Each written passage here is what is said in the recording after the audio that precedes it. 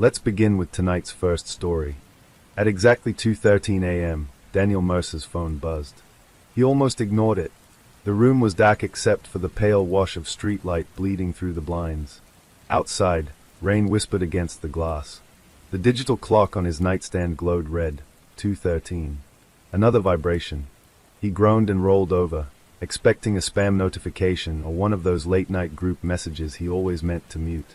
But when he squinted at the screen, the sleep drained from his body in a single violent rush. Maya, I'm so sorry. I didn't know who else to text. Daniel sat up. The phone trembled in his hand.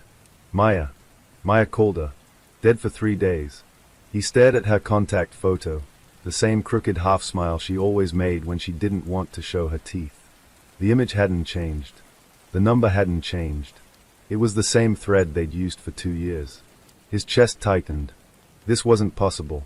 Maya's funeral had been on Monday.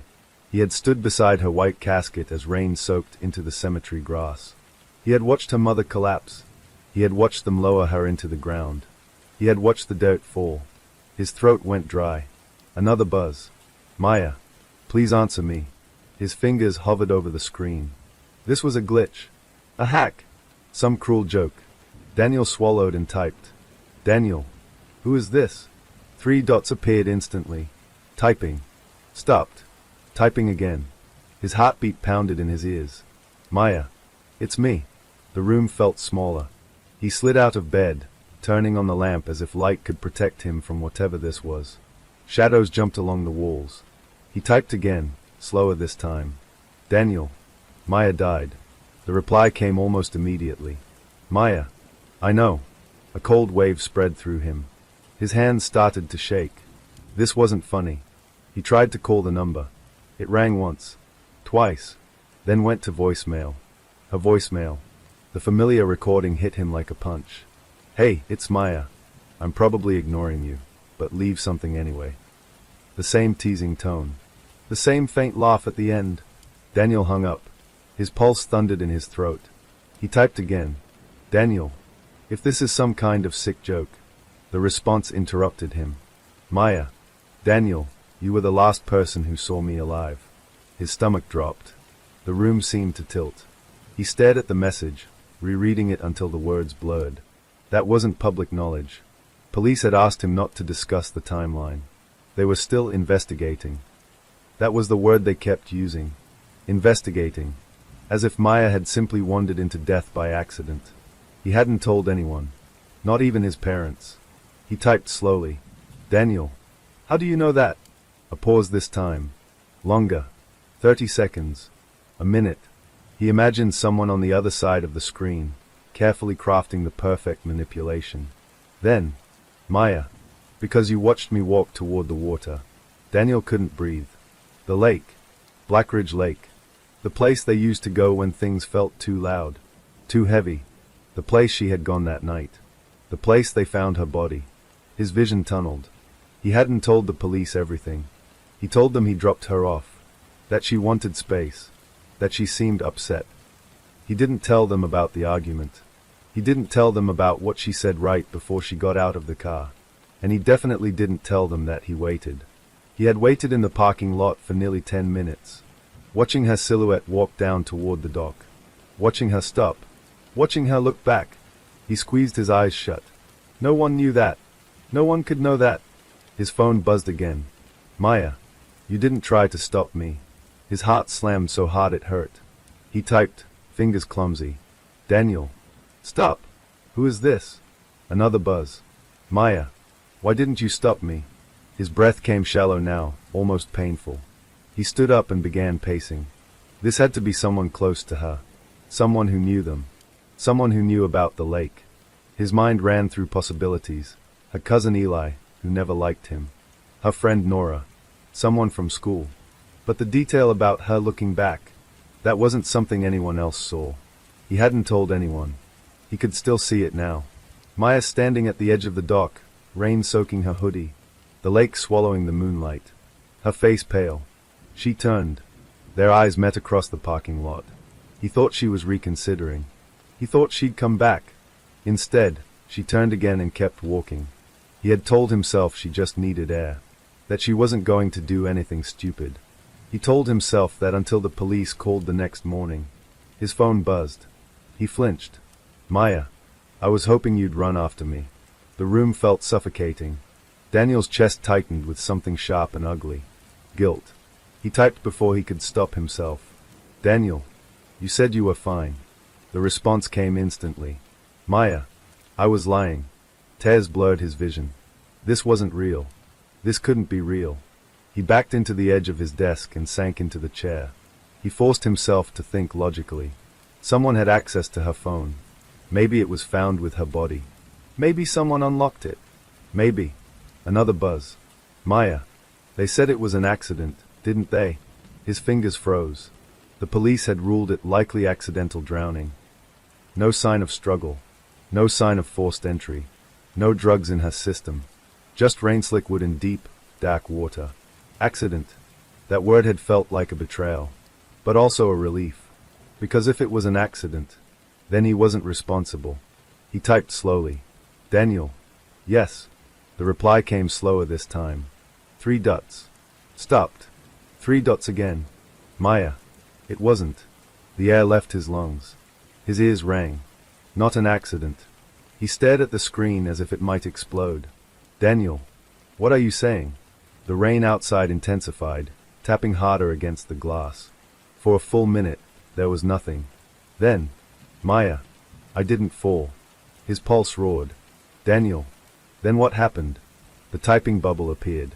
Disappeared. Appeared again. His hands were slick with sweat now. He wiped them on his pajama pants. Then the message came. Maya. Someone was already there.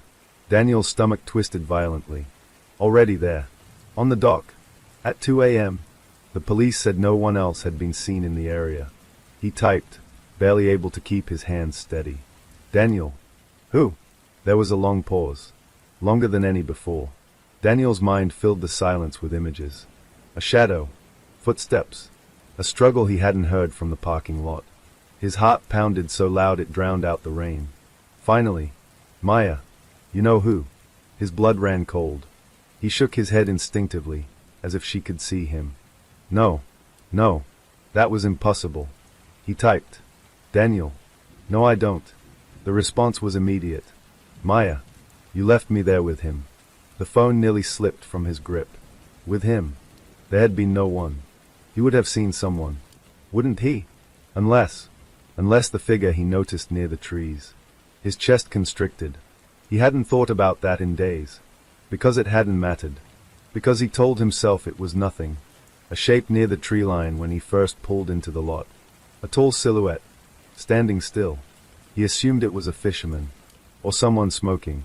He didn't mention it to the police. Because it felt stupid. Irrelevant. Now his mouth went dry. He typed carefully. Daniel. There was no one there. 3 dots. Then.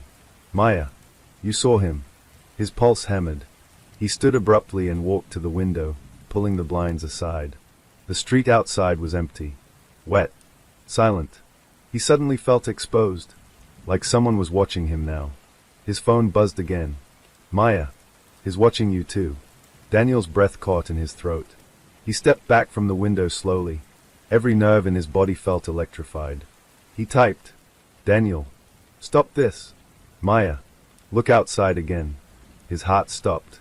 Slowly, against every instinct screaming at him not to, Daniel turned back toward the window. The rain blurred the streetlights. The empty road gleamed under them. For a moment, there was nothing. Then, across the street, under the dead oak tree, a figure, standing still, watching the house. Daniel's breath vanished. The silhouette didn't move, didn't shift, just stood there, tall, unnaturally still. His phone buzzed one more time. He didn't look away from the window. He couldn't. The message preview lit up the dark room. Maya. He was there that night too. The figure across the street slowly lifted its head, and Daniel realized. It wasn't looking at the house. It was looking directly at him. Daniel couldn't move. The rain distorted the figure beneath the oak tree, turning it into something unreal, a smear of shadow against the silver street light. But it wasn't the rain that made his pulse stutter. It was the stillness. The figure didn't fidget. Didn't shift its weight. Didn't check a phone. It simply stood there, watching. His phone buzzed again. He flinched so violently he nearly dropped it. Maya, don't turn on the porch light. His breath came in short bursts. He hadn't touched the switch, but he had thought about it. Thought about flooding the yard with light. Thought about exposing whoever that was. His fingers trembled. Daniel. Who is that? 3 dots appeared. Paused. Then. Maya. You know him. His stomach clenched. No. He didn't. He couldn't. The shape was too far away, too blurred by rain. But something about the posture felt familiar. A tilt of the shoulders. A certain height. A memory flickered. The tree line at Blackridge Lake. A tall silhouette. Watching. He swallowed. Daniel. Tell me his name. The response was slower this time. Maya. He doesn't like when I say his name. A chill crept up Daniel's spine. That's impossible, he whispered to himself. Maya was dead. Dead people didn't text. Dead people didn't warn you about men standing outside your house. Unless someone was playing a game. Unless someone was very, very close. His phone rang. He jumped. Not a text. A call. Incoming call, Maya. The room seemed to collapse inward. He stared at the glowing screen, heart pounding so hard he felt dizzy. Across the street, the figure didn't move. The call continued ringing. Daniel hesitated, then answered. He pressed the phone to his ear. Silence. Not even static. Just breathing. Slow. Close. Not Maya's light, quick breath. This was heavier. Deeper. Like someone holding the phone too near their mouth.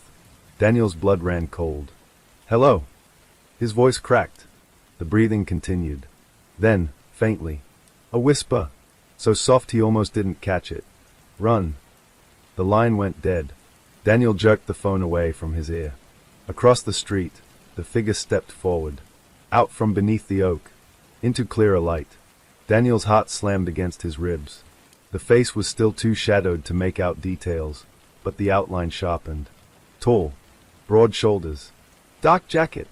And something about the way he moved. Daniel stumbled backward from the window. His chest tightened with recognition. He knew that walk. He had seen it dozens of times before. At football games. At bonfires. At the lake. His throat went dry. No. His phone buzzed again. Maya. His closer now. Daniel backed further into his room. His mind raced. Call the police. Yes. That's what normal people did when someone stood outside their house at 2 a.m. He opened the dial pad with shaking hands. Before he could press 9, another text. Maya. If you call them, he'll leave. And you'll never know what really happened. His finger hovered above the screen. Never know. His breathing grew ragged. The police had already closed most of the investigation. Accidental drowning.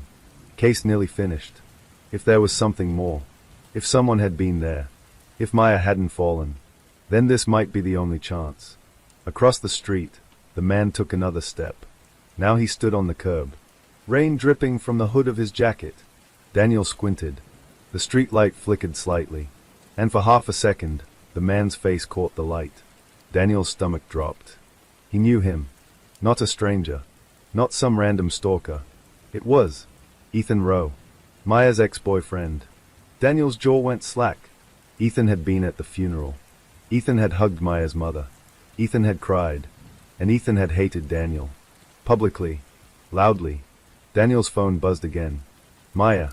You remember what he said at the dock? His chest tightened. Dock. Ethan wasn't at the dock. He couldn't have been. Daniel typed quickly. Daniel. He wasn't there. 3 dots. Then. Maya. He followed us. A memory cracked open in Daniel's mind. Headlights behind them. Far back. He assumed it was just another car on the road. He never checked if it turned when they did. Never checked if it parked somewhere out of sight. His pulse thundered. Across the street, Ethan stepped onto Daniel's lawn. The rain soaked his shoulders. His head tilted slightly, as if studying the house. Daniel's breathing became shallow. What do you want? He whispered, though Ethan couldn't hear him.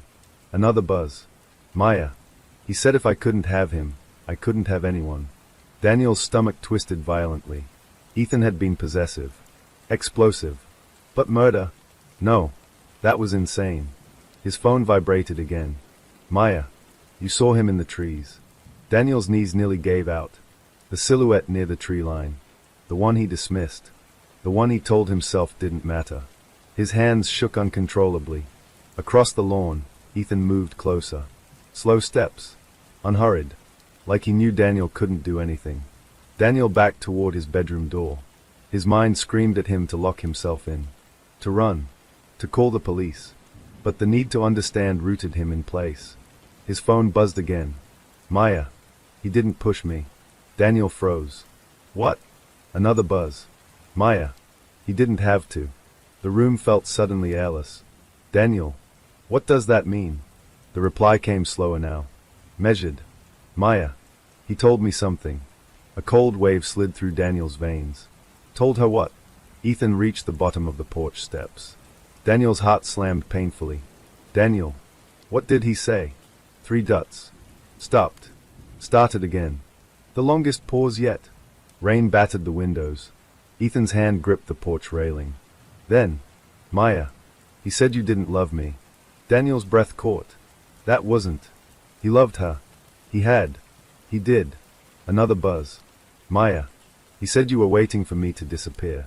The words struck like a physical blow. No, Daniel whispered. That wasn't true. Was it? He thought about the argument in the car. About how tired he'd been of her sadness. About the way he said, I can't keep doing this. Her face had fallen. Her eyes hollow. He had meant he couldn't keep fighting. Not that he couldn't keep loving her. Another buzz. Maya. He said you'd be relieved. Daniel's vision blurred. On the porch, Ethan reached the front door. He didn't knock. He just stood there, waiting. Daniel's phone vibrated again. Maya. And when I turned around, you were still sitting in the car. Tears spilled down Daniel's face. He remembered. She had looked back. Just once. And he had stayed seated. Hands on the wheel. Telling himself she'd come back. Another message appeared. Maya. So I stepped closer to the edge. Daniel's chest constricted. No. Maya. Because maybe he was right. A knock thundered through the house. Daniel screamed. Not a polite knock. Not hesitant. 3 heavy bangs. The front door shook. His entire body trembled. Another knock. Harder. The door rattled in its frame. His phone buzzed. Maya. Don't open it. Daniel stumbled backward into his dresser. The knocking stopped. Silence. Thick. Oppressive. Then, a slow scraping sound. Like fingernails dragging across wood. Moving along the door. His breath hitched. He stared at his bedroom doorway. Half expecting Ethan to appear there somehow. Another text. Maya. He wants you to feel what I felt. Daniel's stomach dropped. What did you feel? He whispered. The reply came almost instantly. Maya. Alone. The scraping stopped. Silence again. Then, a soft thud against the front door. As if someone leaned their forehead against it. Daniel's pulse pounded so loud it drowned everything else out. Another buzz. Maya. His smiling. Daniel felt something inside him snap. This wasn't just guilt. This wasn't grief. This was real. Ethan was outside. Ethan had followed them. Ethan had said something that pushed Maya closer to the edge. But, a thought cut through the panic. If Ethan hadn't pushed her, if Maya stepped forward herself, then what exactly happened? His phone vibrated again. Maya. You need to remember. The rain slowed outside. The world seemed to hold its breath. Daniel wiped his face with shaking hands. Remember what? The final message came. Slowly. Deliberately. Maya. You weren't alone either. A floorboard creaked behind him. Inside the house. Daniel's blood turned to ice. He wasn't alone. And the knocking had stopped. The floorboard creaked again. Not outside. Not the porch. Inside the house. Behind him. Daniel's entire body went rigid. The air in his bedroom felt suddenly thick, impossible to breathe. Slowly, painfully slowly, he turned toward the hallway. Darkness stretched beyond his open door. The faint glow from his bedside lamp didn't reach far enough to illuminate the corridor. It just stopped halfway, swallowed by shadow. His pulse roared in his ears. He hadn't heard the front door open. He hadn't heard glass break. But the knocking had stopped. And now something was inside. His phone buzzed in his trembling hand. He nearly screamed. Maya. He didn't come through the front. Daniel's mouth went dry. If not the front. The back door. The sliding kitchen door that never fully locked unless you lifted it slightly. He had meant to fix that. He just hadn't. Another faint sound. A slow shift of weight on wood. Someone careful. Someone patient. Daniel's breathing became shallow. He backed into his room and shut the door quietly, turning the lock with shaking fingers. Click! The sound felt too loud. He pressed his back against the door, heart slamming against his ribs. His phone vibrated again. Maya. He did this before. Daniel frowned through the terror. Before? What did that mean? His mind raced. Another message. Maya. At the lake. His stomach twisted. You're wrong, he whispered. There hadn't been anyone on the dock. He would have seen. Wouldn't he? Unless he wasn't looking at the right thing. A memory stirred. Unwelcome. Fragmented. He remembered sitting in the car. Rain hitting the windshield. Wipers squeaking back and forth. Maya walking toward the dock. He remembered glancing at his phone. Just for a second. Just long enough to see a notification from Ethan. A missed call. Another. He had ignored them. But that meant Ethan knew where they were. Daniel's breath hitched. His phone buzzed again. Maya. You left the engine running. His eyes widened. Yes. He had. The low hum beneath him. Headlights on. Illuminating the dock. But also, casting long shadows across the trees. Shadows that moved. Daniel's stomach lurched. There had been movement. Not just a silhouette. Something closer. Behind him. A floorboard creaked again in the hallway. Closer this time. Daniel's pulse spiked. He looked around frantically for something, anything, to use as a weapon. His gaze landed on the metal lamp beside his bed. He grabbed it, yanking the cord from the wall. The bulb shattered against the floor, plunging his room into darkness. Only his phone screen lit his face now. Another buzz. Maya. He stood behind your car. Daniel's heart stopped. Behind. His breath came in short, sharp bursts. No, that wasn't possible. He would have seen someone in the rearview mirror. Wouldn't he? Unless he never looked. He remembered staring straight ahead, avoiding the mirror, avoiding the dock, avoiding everything. His phone vibrated again. Maya. You didn't want to see. A wave of nausea rolled through him. Another creak in the hallway. Now right outside his door. Daniel held his breath. Silence. Then, a slow, deliberate twist of the doorknob. It rattled softly against the lock. Daniel nearly collapsed. His hands gripped the lamp base so tightly his knuckles turned white. The doorknob twisted again. Slower. Testing. His phone buzzed. Maya. He likes when you're scared. Daniel's heart pounded violently. The knob stopped moving. Silence filled the hallway. Then footsteps. Retreating. Not running. Not rushed. Just slow steps moving away. Daniel sagged slightly against the door. But his phone vibrated again. Maya. He wants you to remember first. Remember what? Daniel whispered. The typing bubble appeared. Paused. Appeared again. Maya. The fight. His chest tightened painfully. The fight in the car. He squeezed his eyes shut. Rain. Tension. Her voice shaking. You don't understand, she had said. I'm trying, he had snapped back. You're tired of me. That's not what I said. It's what you meant. He had gripped the steering wheel. I can't keep carrying you. The words echoed in his skull now like a gunshot. Carrying you. Her face had gone pale. So I'm a burden. He hadn't answered fast enough. And silence can be louder than any scream. His phone buzzed again. Maya. He heard everything. Daniel's eyes snapped open. He hadn't thought about that. If Ethan was behind the trees, if he was closer than Daniel realized, he would have heard every word, every crack in their relationship, every doubt. Another buzz. Maya. He told me you were already halfway gone. Tears streamed down Daniel's face. No, he whispered. But hadn't he been? Emotionally exhausted. Frustrated. Scared he wasn't enough to fix her sadness. He had felt relief when she stepped out of the car. Relief at the quiet. Relief at not having to argue anymore. The realization hit him like ice water. His phone vibrated again. Maya, that's the thing you forgot. His chest tightened painfully. The hallway went silent. Too silent. Daniel strained to hear any movement. Nothing. His phone screen dimmed slightly. Then, another message.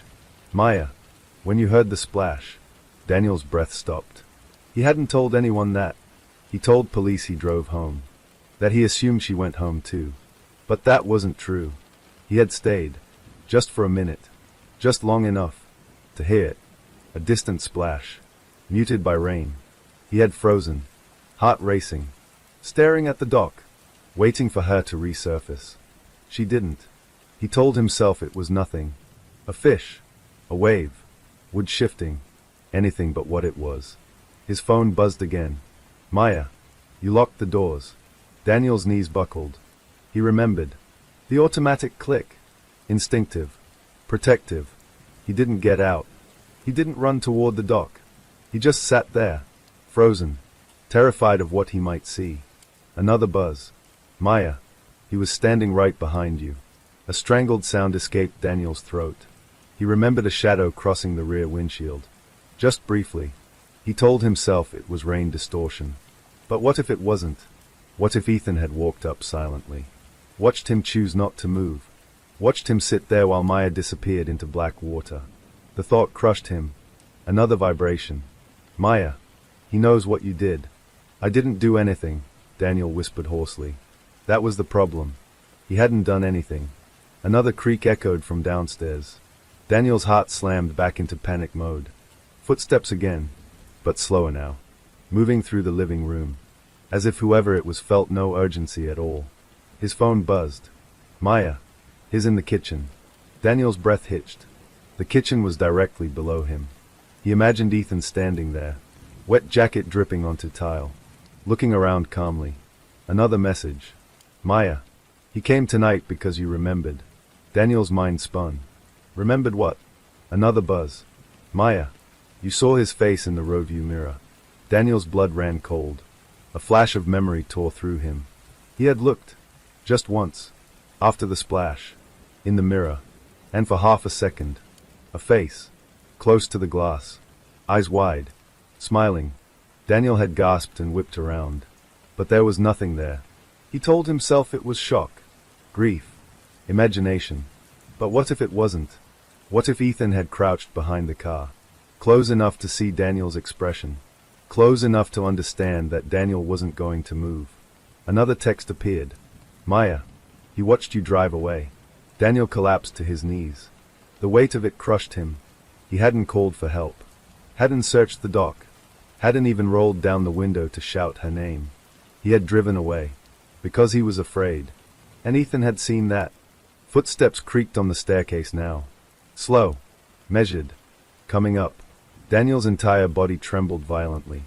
His phone buzzed again. Maya. He thinks you're just like him. Daniel's breathing fractured. No. Another step on the stairs. Closer. Maya. He thinks you let me drown. The words sliced through him. Another step. The stairs groaned under weight. Daniel clutched the lamp tighter. His vision blurred with tears. His phone vibrated one last time. Maya. Did you? The footsteps stopped outside his bedroom door. Silence. Then, a slow knock. Not violent. Not angry. Just 3 soft taps. Daniel stared at the door. His heart pounded so hard he felt dizzy. On the other side, a voice finally spoke. Low. Calm. Familiar. Daniel, Ethan said gently. We need to talk. Daniel's blood turned to ice. Because the voice didn't sound angry. It didn't sound unstable. It sounded patient. And that was far more terrifying. Daniel. Ethan's voice came again from the other side of the door. Soft. Measured. Almost kind. Open the door. Daniel stayed frozen on his knees, clutching the broken lamp base like it was the only thing anchoring him to reality. His breath came in shallow, uneven pulls. The hallway light flicked on. A thin blade of brightness sliced through the crack beneath his bedroom door. His phone buzzed in his hand. He flinched. Maya. Don't believe him. Daniel swallowed hard. Ethan knocked again. 3 gentle taps. Daniel, I know you're in there. The calmness in his voice was suffocating.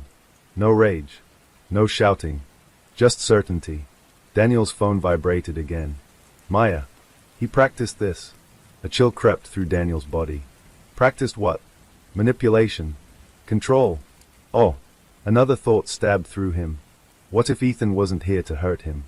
What if Ethan was here because he knew something? Daniel, Ethan said quietly. You left her. The words slammed into Daniel's chest like a physical blow. His grip tightened on the lamp. He forced himself to speak. Go away.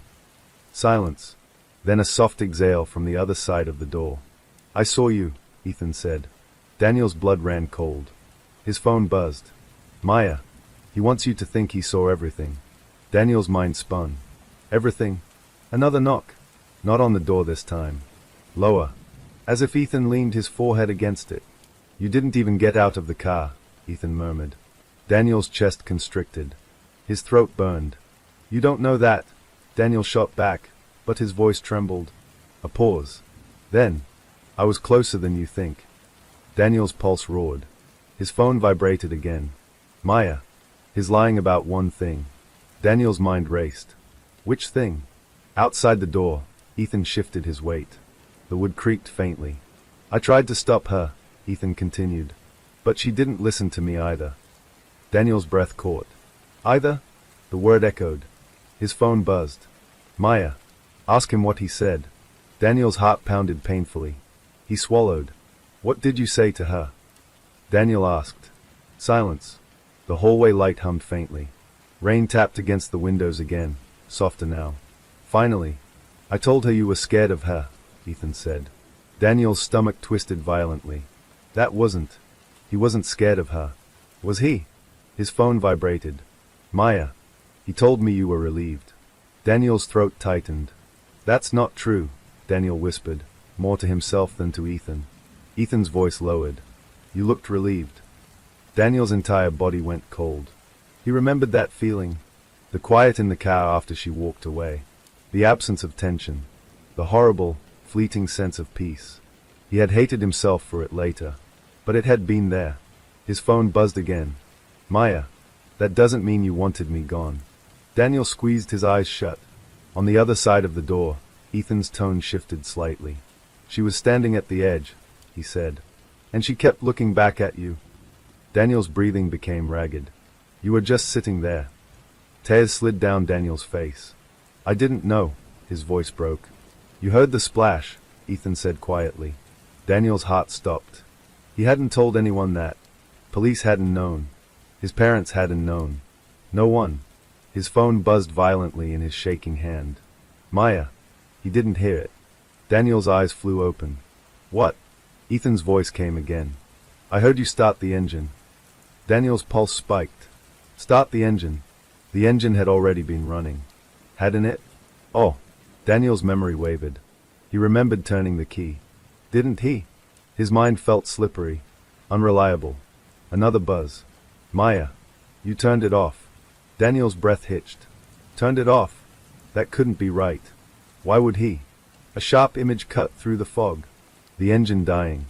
The silence afterward. The rain louder without the hum. His chest tightened painfully. He had turned it off. Because he didn't want to waste gas. Because he thought she'd be back in a minute. His phone buzzed again. Maya. That's when he walked closer. Daniel's heart pounded violently. Behind the car. A shadow. Movement. He hadn't imagined that. Ethan's voice dropped even softer. You sat there a long time. Daniel felt dizzy. I was waiting, he whispered. For what? Ethan asked. Daniel didn't have an answer. For her to come back. For the splash to undo itself. For the night to rewind. For responsibility to disappear. His phone vibrated again. Maya. You were waiting for someone else to move. The realization struck him like lightning. He had been waiting. For Ethan. For someone. Anyone. To act first. So he wouldn't have to. Outside the door, Ethan's hand touched the knob again. Slow. Testing. You know what she said to me? Ethan asked. Daniel's stomach churned. What? A pause. She said she didn't want to feel like a weight anymore. Daniel's chest collapsed inward. He had used that word. Not directly, but close enough. His phone buzzed. Maya. He didn't push me. Daniel's head spun. If Ethan didn't push her, if he didn't shove her, if there was no struggle, then what exactly happened? Ethan's voice cracked slightly now. She stepped forward, he said. Daniel's pulse thundered. I reached for her. Silence hung heavy between them. But I was too far. Daniel's breathing faltered. You're lying, Daniel whispered. But he didn't sound convinced. His phone buzzed. Maya is telling you his version. Daniel's mind fractured under the weight of it. Version. There were 2 people on that dock. 2 witnesses. 2 stories. And 1 girl in the water. Ethan's voice lowered further.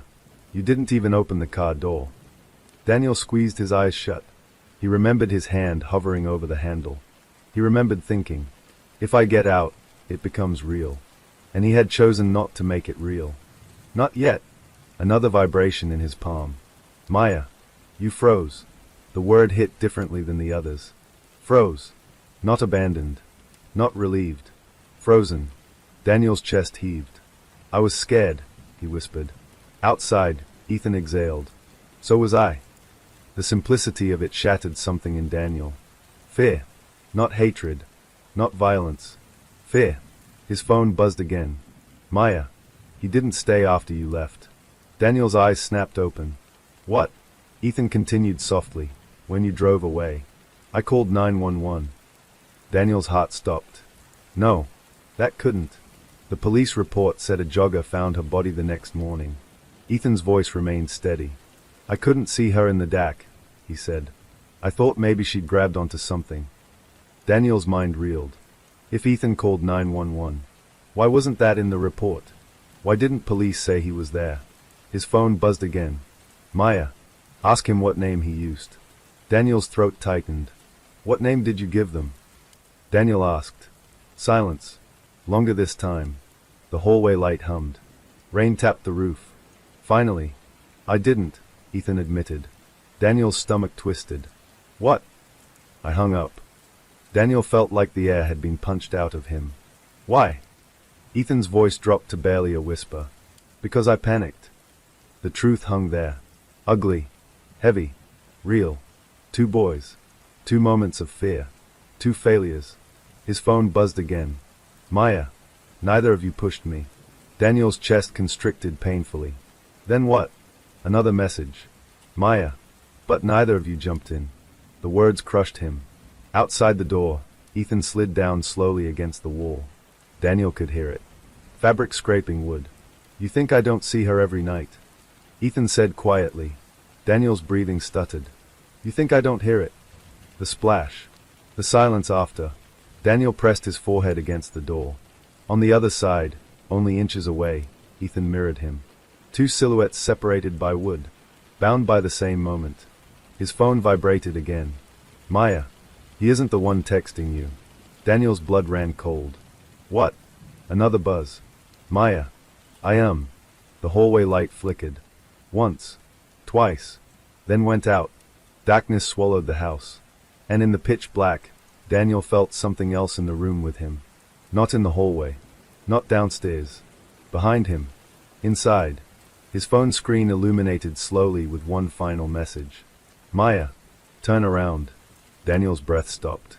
Because he was no longer sure. Who was outside the door? And who was inside the room?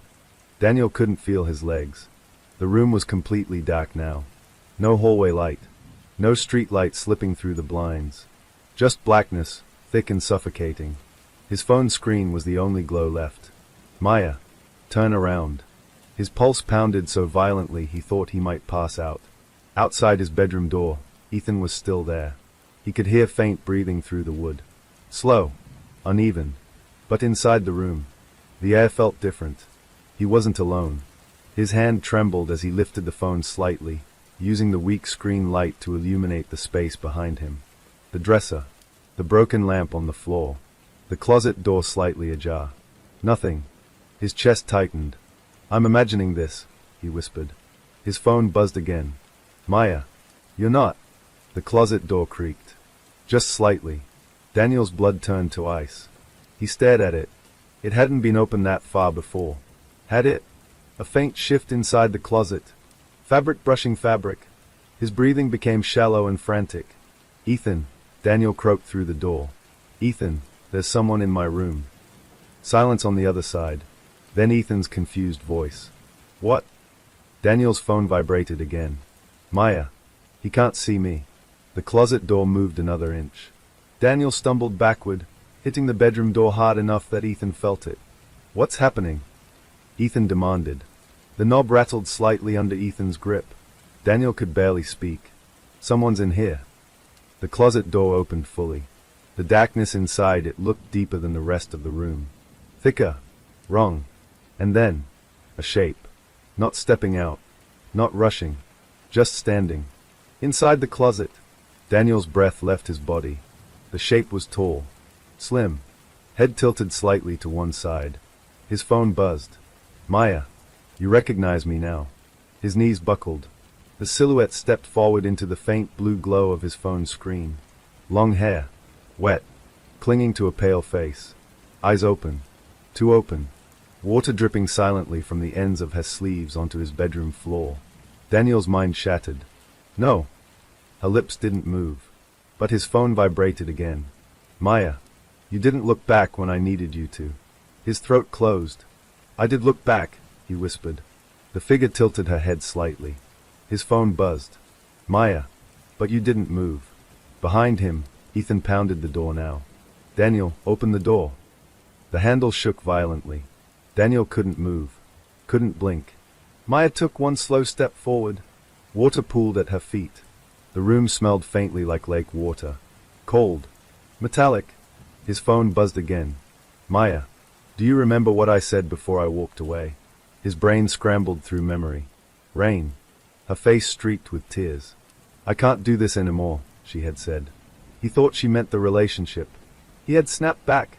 "Then don't." The word echoed in his skull now like a gunshot. "Don't." His chest imploded. "You meant us," Daniel choked. The figure stood closer now. Close enough that he could see the bruising around her wrists. Faint. Dark. His stomach twisted violently. Bruises? His phone buzzed again. "Maya. I meant everything." A scream built in his throat but never escaped. Behind him, Ethan rammed the door with his shoulder. Wood splintered slightly. "Daniel." Maya lifted her arm slowly. Not accusing. Not attacking. Just pointing. Toward the bedroom door. His phone vibrated again. "Maya. He isn't the only one who froze." Daniel's pulse thundered. "What does that mean?" Another buzz. "Maya. You saw my hands." His heart stuttered painfully. Her hands. At the dock. She had gripped the wood railing before stepping closer. He remembered her fingers trembling. He remembered noticing how cold she looked. But he hadn't. His stomach dropped. He hadn't noticed the bruises. Or had he? A flash tore through him. Earlier that week. At her house. When he grabbed her wrist during an argument. Not hard. Not violent. Just frustrated. But hard enough that she had pulled away. Hard enough that faint marks had appeared. His breath hitched violently. "No," he whispered.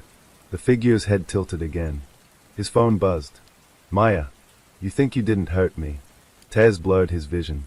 I would never." Another buzz. "Maya. You didn't push me." Relief flickered. Then. "Maya. But you weren't gentle either." The words crushed him. Behind him, Ethan crashed into the door again. The wood cracked louder this time. "Move away from the door." Ethan shouted. Daniel didn't move. He couldn't take his eyes off her. Maya stepped closer still. Now only a few feet away. Water dripped from her hair onto the carpet. Except, the carpet wasn't wet. Daniel blinked. The water was there, but not soaking in, not spreading. It just vanished. His breath trembled. His phone buzzed again. "Maya. I didn't jump because of him." Daniel's mind reeled. Another buzz. "Maya. I didn't jump because of you." His heart stopped. "What?" The figure's eyes softened slightly. Another message appeared. "Maya. I slipped." Daniel's stomach dropped. "Slipped." Another buzz. "Maya. The dock was wet. The rain. The wood slick. Her shoes." He remembered her stepping sideways. The faint skid sound. His heart slammed painfully. He had assumed intention. Ethan had assumed intention. Police had labeled it accidental, but neither of them actually saw her fall. They just heard the splash. Another buzz. Maya. When I reached up, Daniel's chest constricted. Reached up. He remembered something. A sound. Not just the splash. A scraping noise.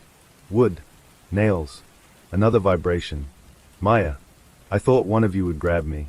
Daniel's breath shattered. He remembered now. A shadow leaning over the dock edge. He had assumed it was Ethan. Ethan had assumed it was him. Both thinking the other was closer. Both frozen. Both waiting. Another buzz. Maya. But neither of you moved fast enough. Daniel collapsed fully to the floor. The lamp rolled from his hand. Behind him, the bedroom door splintered as Ethan forced it open. Light from the hallway spilled in. Ethan stumbled inside. And froze. The room was empty. No water. No figure. Just Daniel on the floor. Sobbing. What happened? Ethan demanded. Daniel looked toward the closet. Closed. Dark. Still. His phone buzzed one last time. He lifted it slowly. Maya. It wasn't murder. Relief and horror tangled together inside him. Another buzz. Maya. It was hesitation. Daniel's chest tightened painfully. Ethan knelt in front of him. What is wrong with you?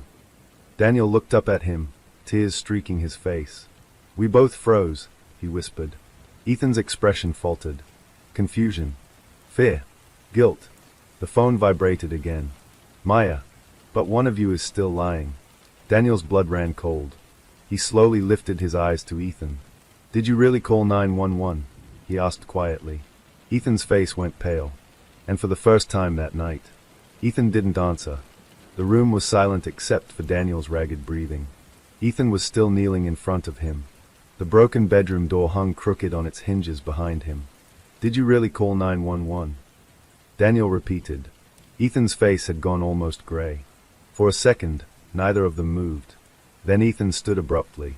I told you I panicked, he said quickly. I dialed. I hung up. It didn't connect. Daniel stared at him. You said you called. I did call. That's not the same thing. Ethan's jaw tightened. You think I killed her? The question hung heavy between them. Daniel's phone buzzed softly in his hand. Both boys flinched at the sound. Daniel glanced down. Maya. He didn't call. A chill spread through him. You didn't call, Daniel whispered. Ethan's expression shifted, anger flashing briefly. You weren't even on the dock, Ethan snapped. You were sitting in your car. Daniel pushed himself to his feet. You said you were closer than I think. I was. How close? Silence. Ethan looked toward the hallway, as if measuring his escape. Daniel's pulse spiked. How close? He demanded again. Ethan's voice dropped. Close enough to see her slip. Slip. The word echoed. Daniel's chest tightened. You saw her fall? Yes. And you didn't jump in? Ethan's eyes flickered with something ugly. Fear. I can't swim. The confession landed like a stone. Daniel stared at him. You grew up by the lake. I never learned. Ethan shot back defensively. The room felt smaller. Daniel's phone buzzed again. Maya. Is telling the truth about that? Daniel's stomach twisted. So what did you do? Daniel asked quietly. Ethan looked away. I ran to the edge, he said. I leaned down. I couldn't see her. Daniel's heart pounded. Did she reach up? Ethan's breath hitched. A fraction too slow. Daniel noticed. His phone vibrated. Maya. Ask him what she said. What did she say? Daniel asked. Ethan's jaw clenched. She didn't say anything. Another buzz. Maya. His lying. Daniel's pulse thundered. What did she say? He pressed harder. Ethan's voice cracked slightly. She said. He stopped. Daniel stepped closer. What did she say? Ethan's composure fractured. She said she couldn't hold on. Daniel felt his heart splinter. Another buzz. Maya. That's not all. What else? Daniel demanded. Ethan shook his head. That was it. Daniel's breathing grew uneven. The room felt charged. His phone vibrated again. Maya. She said your name. Daniel's stomach dropped. What else did she say? He whispered. Ethan's eyes filled with something raw. She said, "Daniel." The sound of his own name felt like a blade. Daniel staggered slightly. "She thought you were closer," Ethan added quietly. The weight of it crushed him. "She thought you were the one leaning over." Daniel's vision blurred. Because in that moment, both boys had been there. Both shadows at the dock. Both too afraid to move. His phone buzzed again. "Maya." He grabbed my hand. Daniel's breath stopped. "What?" he whispered. Ethan stiffened. "What?" Daniel stared at him. "Did you grab her hand?" Ethan didn't answer. His silence was enough. "You grabbed her," Daniel said, voice trembling. Ethan's face twisted. "I tried." Another buzz. "Maya." He lost his grip. Daniel's heart pounded painfully. "Why didn't you tell the police that?" he demanded. Ethan's expression hardened instantly. "Because it doesn't matter." "It does matter." Ethan's voice rose. "It doesn't change anything. She's still drowned." Daniel felt rage surge through the guilt. "You let them call it an accident." "It was an accident." Another vibration. "Maya." "It was." Daniel's mind reeled. "So why?" Another buzz. "Maya." But he knows something else. Daniel's eyes locked onto Ethan. "What else happened?" Ethan looked exhausted now. Drained. "You left?" Ethan said quietly. "I know." "And when you drove off?" Ethan hesitated. "What?" Ethan swallowed hard. "She surfaced." Daniel's world stopped. "What?" "She came up once," Ethan whispered. Daniel felt physically ill. "She broke the surface. I saw her." His chest constricted violently. "Why didn't you say that?" Ethan's eyes filled with panic. "Because I thought she'd swim to the ladder." The words came out rushed now. "There's a ladder on the side of the dock. I thought she'd grab it. I thought." His voice broke. "I thought she'd be fine." Daniel's phone buzzed. "Maya." I was tired. The word landed differently. Tired. Daniel remembered how exhausted she'd been lately. Emotionally. Physically. "I couldn't see her anymore," Ethan continued. "The rain was heavy. I thought she'd climbed out on the other side." "But you didn't check." Ethan didn't respond. Daniel's phone vibrated again. "Maya." He left too. Daniel felt dizzy. "You left?" Daniel whispered. Ethan's silence confirmed it. "I thought she went around the dock," Ethan said weakly. "I thought she was hiding. I thought she wanted to scare me." Daniel stared at him in disbelief. "You thought she was playing a game?" "I didn't know what to think." Another buzz. "Maya." "You both thought someone else would fix it." The truth hung there, brutal and simple. Two boys. Both convinced the other would act. Both waiting. Both wrong. Daniel's breathing shook. "She came up," he repeated. Ethan nodded slowly. "Just once." Daniel felt like he might collapse. "And you didn't jump." Ethan's voice was barely audible. "I told you. I can't swim." Daniel closed his eyes. Neither of us jumped. The phone vibrated again. He looked down slowly. "Maya." I held on as long as I could. His vision blurred. Another message appeared. "Maya." "But cold water makes your hands stop working." Daniel's throat closed. He imagined her fingers slipping. Skin numb. Muscles failing. Another buzz. "Maya." I wasn't angry. Tears streamed down his face. Another message. "Maya." I was scared. The word echoed through the broken room. Ethan sank down onto the bed. "I see her every night," he whispered. Daniel nodded slowly. "Me too." The house felt heavy. Quiet.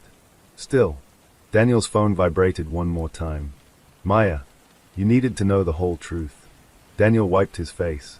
"Is that it?" he whispered. Silence. Then, one final message. "Maya."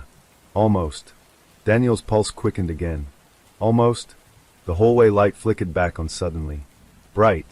Steady. Normal. Daniel looked toward the closet. Closed. Still. His phone buzzed again. He swallowed before looking down. Maya. There was someone else on the dock that night. Daniel's blood turned to ice. Slowly, he lifted his eyes to Ethan.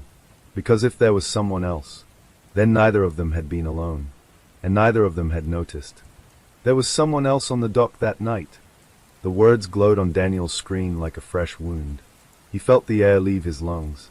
Ethan stared at him from the edge of the bed. What? Daniel's voice was barely audible.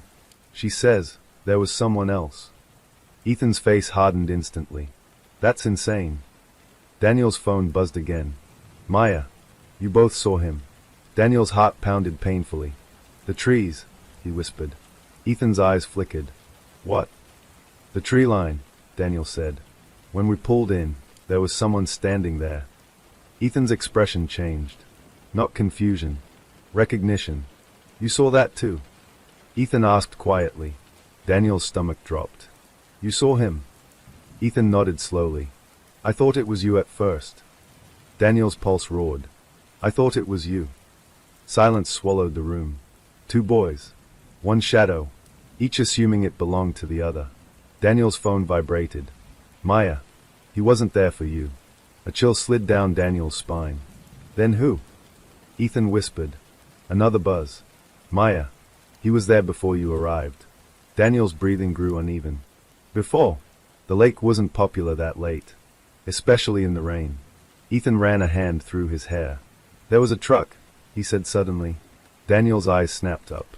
What? Parked near the far side of the lot, Ethan continued slowly. Older model. Dak. Daniel's stomach twisted. I thought it was a fisherman. Another vibration. Maya. He watched the fight. Daniel felt dizzy. Watched. Listened. Waited. Ethan stood abruptly. This is ridiculous. But his voice didn't sound convinced. Daniel looked at him carefully. You saw him again, didn't you? Ethan didn't answer immediately. Daniel's pulse spiked. After she fell. Ethan's jaw tightened. I saw movement, he admitted. Daniel's heart hammered. Where? Behind the dock, Ethan said. Near the ladder. Daniel's breathing faltered. The ladder. The place Ethan assumed she'd swim to. Another buzz. Maya. He moved closer when you left. Daniel's blood ran cold. When I left, he repeated. Ethan looked at him sharply. What do you mean? Daniel swallowed. She says, he moved closer after I drove away. Ethan's face drained of color. That's not possible. Why? Because, Ethan stopped. Because what? Ethan's voice dropped to a whisper. Because when you left, I saw someone step onto the dock. Daniel's heart nearly stopped. You didn't say that. I didn't know what I saw. Ethan's breathing quickened now. It was raining. I thought it was you coming back. Daniel's stomach twisted violently. But I wasn't. Ethan nodded slowly. No, you weren't. Daniel's phone buzzed again. Maya. He didn't touch me. A small, shaky breath escaped Daniel's lips. Not murder. Not force. But then, another vibration. Maya. He watched too. The words felt worse. Someone standing there, watching her struggle, watching two boys hesitate, watching the surface go still. Daniel's mind raced. Why wouldn't he help? He whispered. Ethan looked sick. Maybe he thought we had it. Daniel laughed bitterly. We didn't. Another buzz. Maya.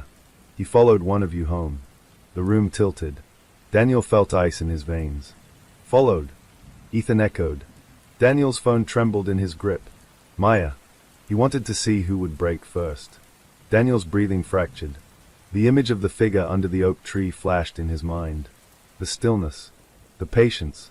He was outside tonight, Daniel whispered. Ethan stared at him. What? Under the tree, Daniel said. Across the street.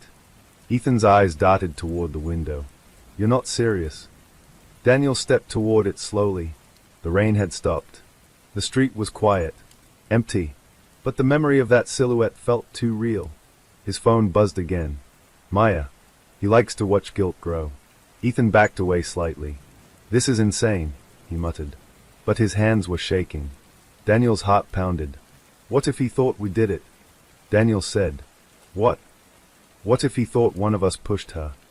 Daniel continued. What if he's been waiting to see who cracks? Ethan swallowed hard. You think someone's blackmailing us? Another buzz. Maya. Not blackmail. Daniel's breath hitched. Another message appeared. Maya. Judgment. The word felt heavier than the rest. Judgment. A witness. Someone who saw everything, did nothing, and waited. Ethan's voice was thin now. Why didn't he go to the police? Daniel's phone vibrated. Maya. Because he didn't see a crime. Daniel's mind reeled. If the third shadow saw hesitation. If he saw fear. Then from his perspective, it wasn't murder. It was cowardice. And that's harder to report. Another buzz. Maya. He sees you both as the same. Daniel's chest tightened painfully. The same. Weak. Frozen. Ethan paced now. This doesn't make sense. Why would someone just watch? Daniel didn't answer. Because part of him already knew. He remembered the splash. The paralysis. The waiting. Watching. Doing nothing. The third shadow had simply mirrored them. Another vibration. Maya. He thinks is better than you. Daniel felt anger spark through the guilt. Better, he whispered. Another buzz. Maya. Because he didn't love me. The simplicity of it hurt. Love had made them hesitate. Fear of losing her. Fear of what it meant. Fear of failing. The third shadow had no attachment. No responsibility. Just curiosity. Ethan stopped pacing. You think he'll come back? Daniel's phone buzzed immediately. Maya. He already has. The bedroom felt colder. Daniel looked slowly toward the hallway. The house was silent. Too silent. Then, a faint creak. Not upstairs. Downstairs. Near the back door. Ethan's face drained of color. Did you lock it? He whispered. Daniel's stomach dropped. He couldn't remember. His phone vibrated again. Maya. He wants to hear you admit it. Daniel's pulse thundered. Admit what? Another buzz. Maya. That you chose not to jump. The creak downstairs came again. A slow, deliberate step on tile. Ethan's breathing quickened. Daniel felt his heart in his throat. The third shadow. Not guilt. Not memory. Not grief. Someone real. Someone who had been there that night. Someone who knew exactly what happened. And who now was inside the house. His phone buzzed one last time. Maya. He's been patient long enough. A shadow moved at the bottom of the staircase. Not Ethan. Not Daniel. Someone taller. Broader. Standing in the dark. Watching them from below. And this time, neither of them could pretend they hadn't seen him. The shadow at the bottom of the stairs didn't move. Daniel's lungs burned from holding his breath. Ethan whispered, "Call the police." But neither of them moved. Because the man below wasn't charging. Wasn't yelling.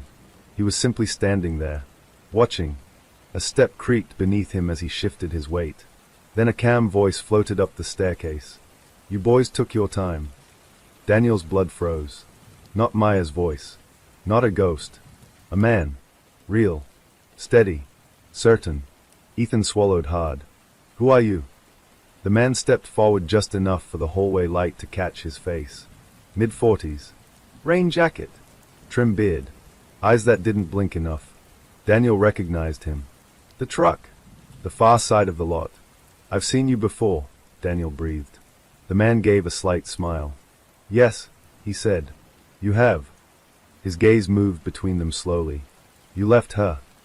The words landed heavier than any scream. Ethan's voice cracked. "We didn't." "You hesitated," the man corrected softly. Silence. Because it was true. The man stepped onto the first stair. Not threatening. Measured. "You argued for 3 minutes and 42 seconds. Daniel's stomach twisted. "You timed it." Ethan whispered. The man ignored him. "You both looked at the water," he continued. "You both stepped forward. Another step up. You both stepped back." Daniel felt sick. "I thought she could swim," Ethan said weakly. "So did you," the man said, looking at Daniel. Daniel's throat tightened. Another step. "I thought one of you would jump," the man continued calmly. "But I wanted to see who loved her more." Daniel's heart slammed painfully. "You are testing us," he whispered. The man's eyes darkened. "No," he said. "I was studying you." He climbed another step. "I'm a behavioral analyst," he said. "Or I was." Daniel blinked. "What?" The man's jaw tightened slightly. 17 years ago, my daughter drowned." The air vanished from the room. "I was 10 feet away," he continued evenly. "I hesitated. I told myself someone else would move first." Ethan's face paled. She didn't come back up. Silence swallowed the staircase. The man looked at them with something worse than anger. Recognition. I've spent years studying that moment, he said. Why we freeze. Why we wait. Why we assume someone else will act. Daniel's chest felt crushed. You watched her drown to prove something. Ethan whispered. The man's voice sharpened. No. I watched to see if you were different. Another step. Closer now. You weren't. Daniel's phone buzzed. All three of them looked at it. Maya. He couldn't save her either. The man's eyes flicked to the glowing screen. What is that? He asked. Daniel's hand trembled. It's her. The man stared at him for a long moment. That's not possible. Another buzz. Maya. Ask him what he did after. Daniel swallowed. She says, ask what you did after. The man's face changed. Just slightly. What do you mean? Another vibration. Maya. The report he never filed. Ethan looked confused. What report? The man's jaw tightened. I called 911, he said sharply. Another buzz. Maya. But you never told them you were there before. The staircase felt too small. The man's breathing shifted. How would you know that? Daniel felt his pulse racing in his ears. You were there early, he said slowly. Before we arrived. The man didn't deny it. I go there every year, he admitted. On the anniversary. Daniel's stomach dropped. The same night. Every year. You saw us pull in, Daniel whispered. Yes. And you stayed hidden. Yes. Ethan shook his head in disbelief. You let this happen. The man's voice snapped. I didn't push her. No, Daniel said quietly. You just watched. Silence. The accusation hung heavy. The man stepped up another stair. You think you're better than me? He asked. Daniel felt something shift inside him. For weeks, guilt had eaten him alive. But now, it wasn't just theirs. You could have jumped, Daniel said. The man's face hardened. So could you. Another buzz. Maya. All three of you waited. The truth landed between them like a dropped weight. 3 people on the shore.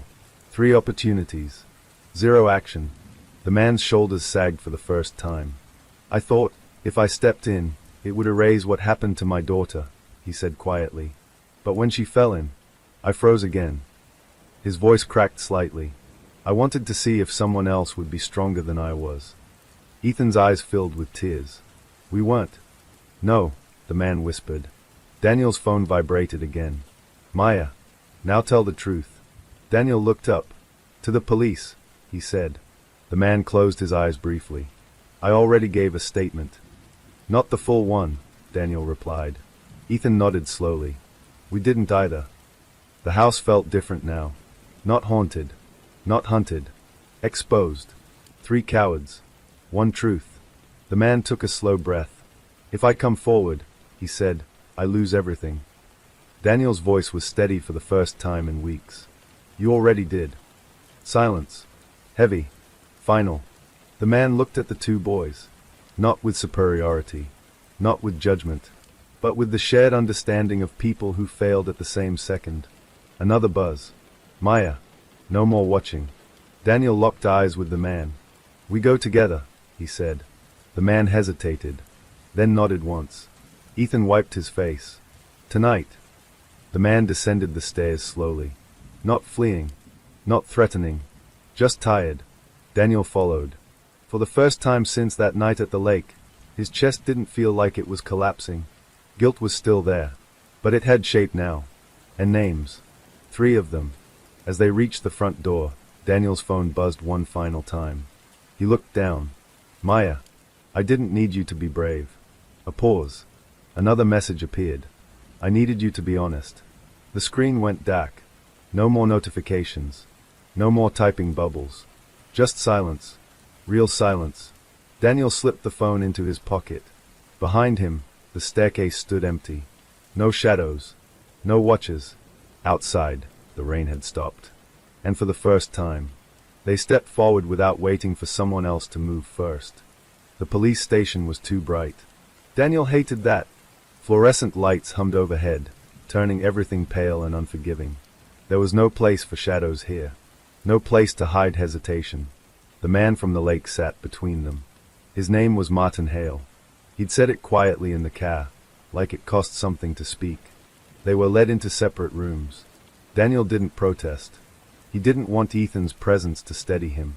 He didn't want anyone else to move first. A detective sat across from him, pen poised. "You wanted to amend your statement," she said calmly. Daniel nodded. His throat felt tight, but his voice didn't shake. "Yes."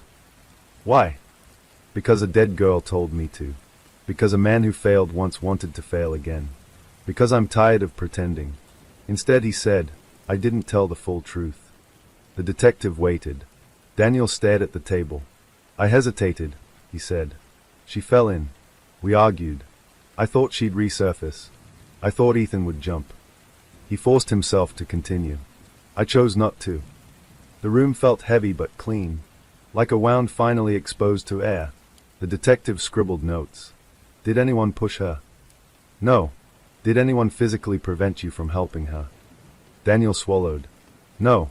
The truth was sharp, clear, ugly, but it was the truth. In the room down the hall, Ethan was saying the same words. And in another office, Martin Hale was admitting something he'd buried for years. He was there early. He watched. He froze. Again. Hours later, they stepped back outside. Morning had begun to bleed into the sky. The world didn't look different. No thunder. No divine punishment. Just gray light and damp pavement. Martin stood beside them, hands in his coat pockets. "They'll review it," he said quietly. "There may not be charges." Daniel nodded. He knew. Hesitation wasn't illegal. Cowardice wasn't a crime. Not the way pushing someone was. But it still carried weight. Ethan looked at Martin. "Why did you come to Daniel's house?" Martin exhaled slowly. "I needed to hear one of you say it out loud." Daniel understood. Because silence had been the real prison. They parted without ceremony.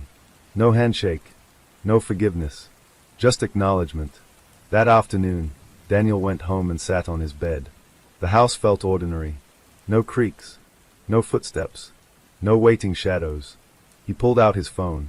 The message thread was still there. Maya's name at the top. The last message. "I needed you to be honest." Daniel stared at it for a long time. Then, he scrolled up, and stopped. His stomach dropped. The earlier messages. The ones about the third shadow. The ones about the truck. The ones about Martin's daughter. Gone. Only a handful remained. The final ones. About honesty. Daniel's pulse quickened. He checked the timestamp. The first message had come at 10:42 p.m., but his phone showed no outgoing replies from him. No record of a conversation. Just a single incoming message from Maya's number at 10:42 p.m. Tell the truth. Nothing else. No typing bubbles. No back and forth. No warnings. No details about the truck. Daniel's breathing grew shallow. He flipped to his call logs. Nothing. No strange numbers. No unknown contacts. He opened his messages with Ethan. There were texts from last night. Panicked ones. "Ethan, there's someone downstairs." "Daniel, answer me. Are you seeing this too?" Daniel's chest tightened. Seeing what? He scrolled further. There were no texts from Ethan about Maya messaging him. No screenshots. No discussion about her words. Daniel called him immediately. Ethan answered on the first ring. "Do you still have the messages?" Daniel asked.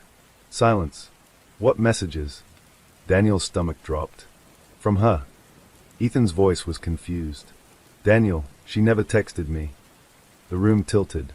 "You were in my room. You saw them." "Daniel," Ethan said slowly, carefully. "You showed me your phone." "Yes." There was only one message. Daniel felt ice spread through his chest. "What?" It said, "Tell the truth." "That's it." Daniel's pulse roared. "No," he whispered. There were dozens. Silence on the other end. "Daniel," Ethan said quietly, "you were the one who said there was someone else at the dock." The world seemed to narrow. "You said she told you." Daniel's mind raced. The third shadow. The truck. The daughter. The specifics. How had he known? How had he described things Martin later confirmed? Unless... Daniel's breath caught. Unless Martin had said those things first. Unless Daniel had filled in the blanks. Unless guilt had built a voice and given it Maya's name. Ethan's voice came softly through the phone. You've barely slept in weeks. Daniel stared at the blank message thread. Just 3 words. Tell the truth. No haunting paragraphs. No supernatural warnings. Just a single sentence. The rest came from him. His need to be judged. His need to confess. His need to believe Maya was demanding it. Daniel sat very still. Maybe grief had a voice. Maybe guilt borrowed the faces of the dead. Or maybe, just maybe, the water keeps what it takes, and returns only what we're ready to face. That night, Daniel went to the lake alone. No rain. No storm. Just still water under a quiet sky. He stood at the edge of the dock. The place where it happened. The place he froze. He closed his eyes. I'm sorry, he whispered. The lake didn't answer. It didn't need to. Because for the first time, he didn't wait for someone else to speak back. The lake was silent. No rain. No wind. No whispers of the past. Just the soft lapping of water against the dock. Daniel stood there, alone, staring at the spot where it had all ended. 1 year had passed. 1 year since he, Ethan, and Martin Hale had been forced to face the truth. 1 year since Maya's voice, real or imagined, had haunted him with messages that burned like fire in his chest. His phone was in his pocket, silent now. No new messages. No reminders. Just emptiness. He didn't know if she had ever sent anything at all. Maybe it had all been in his mind. Maybe it had been guilt giving voice to a girl who couldn't speak anymore. And yet, he had confessed. He had told the police everything. Every hesitation. Every misstep. Every moment of fear that had frozen him when action was needed. Martin Hale had disappeared after that night. Not from the lake, not from the town, but from their lives. No phone call. No explanation. Just gone. Daniel had tried reaching him once, but the number was disconnected. Ethan had moved away, back east. Daniel hadn't spoken to him in months. The guilt that had once bound them together now stretched like a canyon of unspoken words. Daniel felt the weight of the lake in his chest. It was still there. It would never leave. He knelt at the edge of the dock and dipped his hand into the water. The chill bit through his skin. He pulled it back quickly. He whispered her name. Not a plea. Not a confession. Not a question. Just a whisper. Maya. No answer came. The wind shifted slightly, stirring the surface of the lake. And Daniel realized she wasn't there. She hadn't been watching. The third shadow, the truck, the messages, the guilt, it had all been in him. And yet, the weight of hesitation, the memory of frozen hands and missed opportunities, the memory of failing someone who had trusted him completely, it would remain forever. Daniel stood, shivering.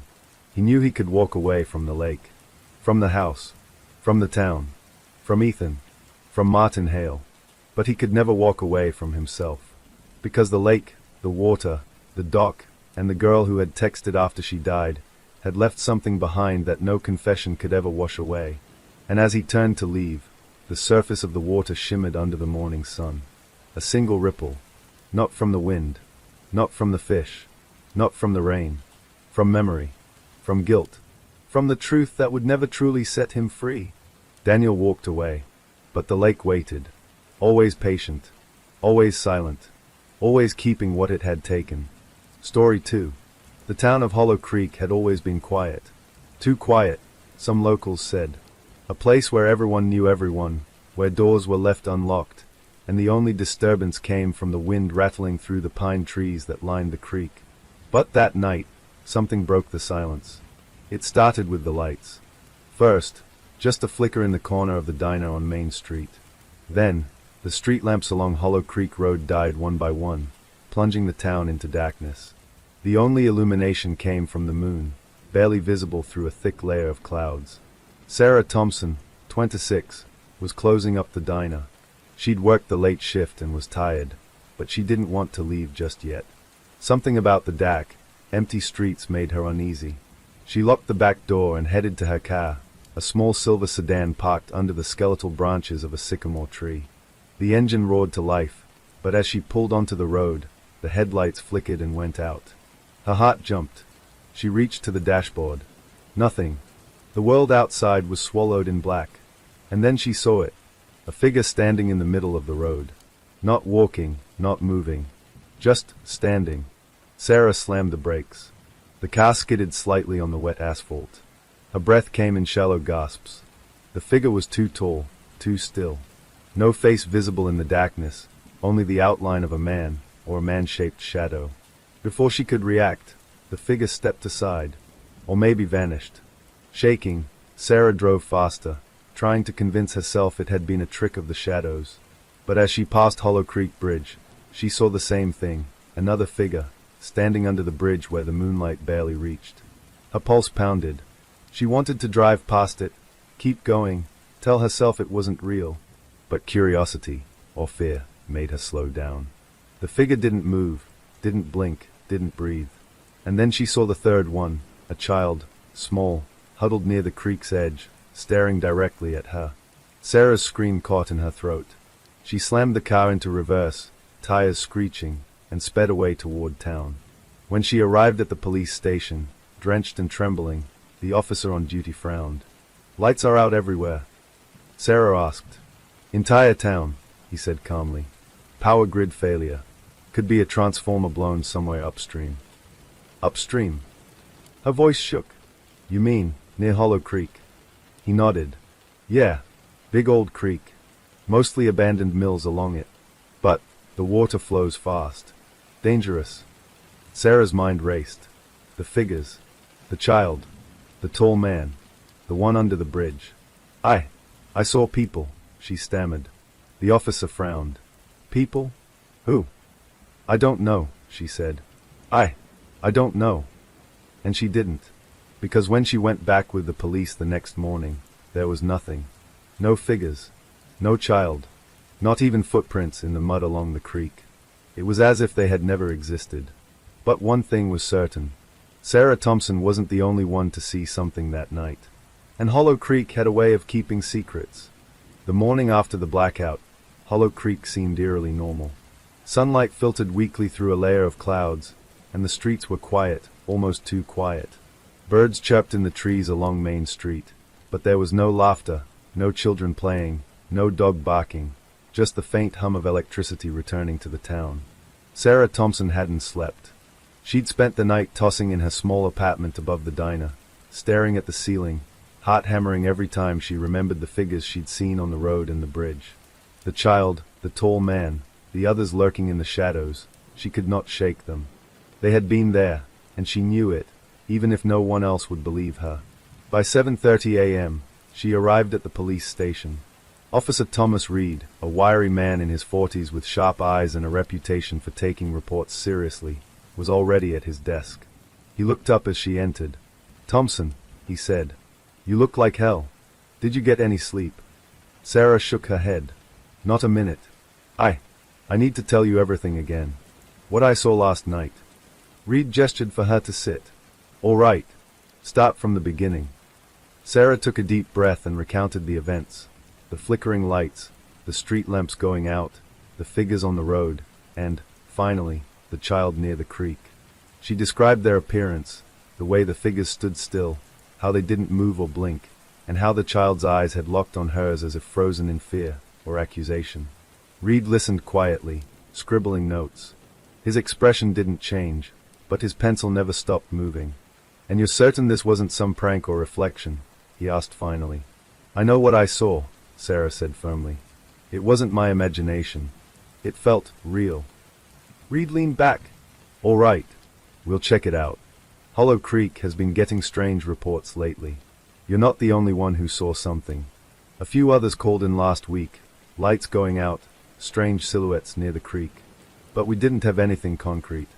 Sarah felt a chill. "Silhouettes? People?" He nodded. "Yes. Tall, thin. Hard to make out in the dark. No one has reported contact, but there's a pattern. Every blackout seems to correspond with sightings near the water." Sarah's pulse quickened. "Do you think it's connected to the child I saw?" Reed hesitated. "Possibly. Could be someone's idea of a joke. But there's been talk about the old mills upstream, abandoned buildings, the creek itself. People say the creek hides things. Dangerous things." Sarah shivered. The memory of the child's eyes stared at her again, wide and terrified. Something was wrong. Not prank wrong. Real wrong. Reed rubbed his chin. I want you to come with me. We'll check the creek. See if there's anything unusual. By 9 a.m., they drove to the Hollow Creek Bridge. Sarah's hands trembled on the dashboard as they approached. The creek itself was deceptively calm. The water flowed quickly but silently, winding through the thick forest that lined its banks. Sunlight glimmered off the surface, making it seem peaceful, but Sarah knew better. She had felt the darkness the night before. She had seen the watchers.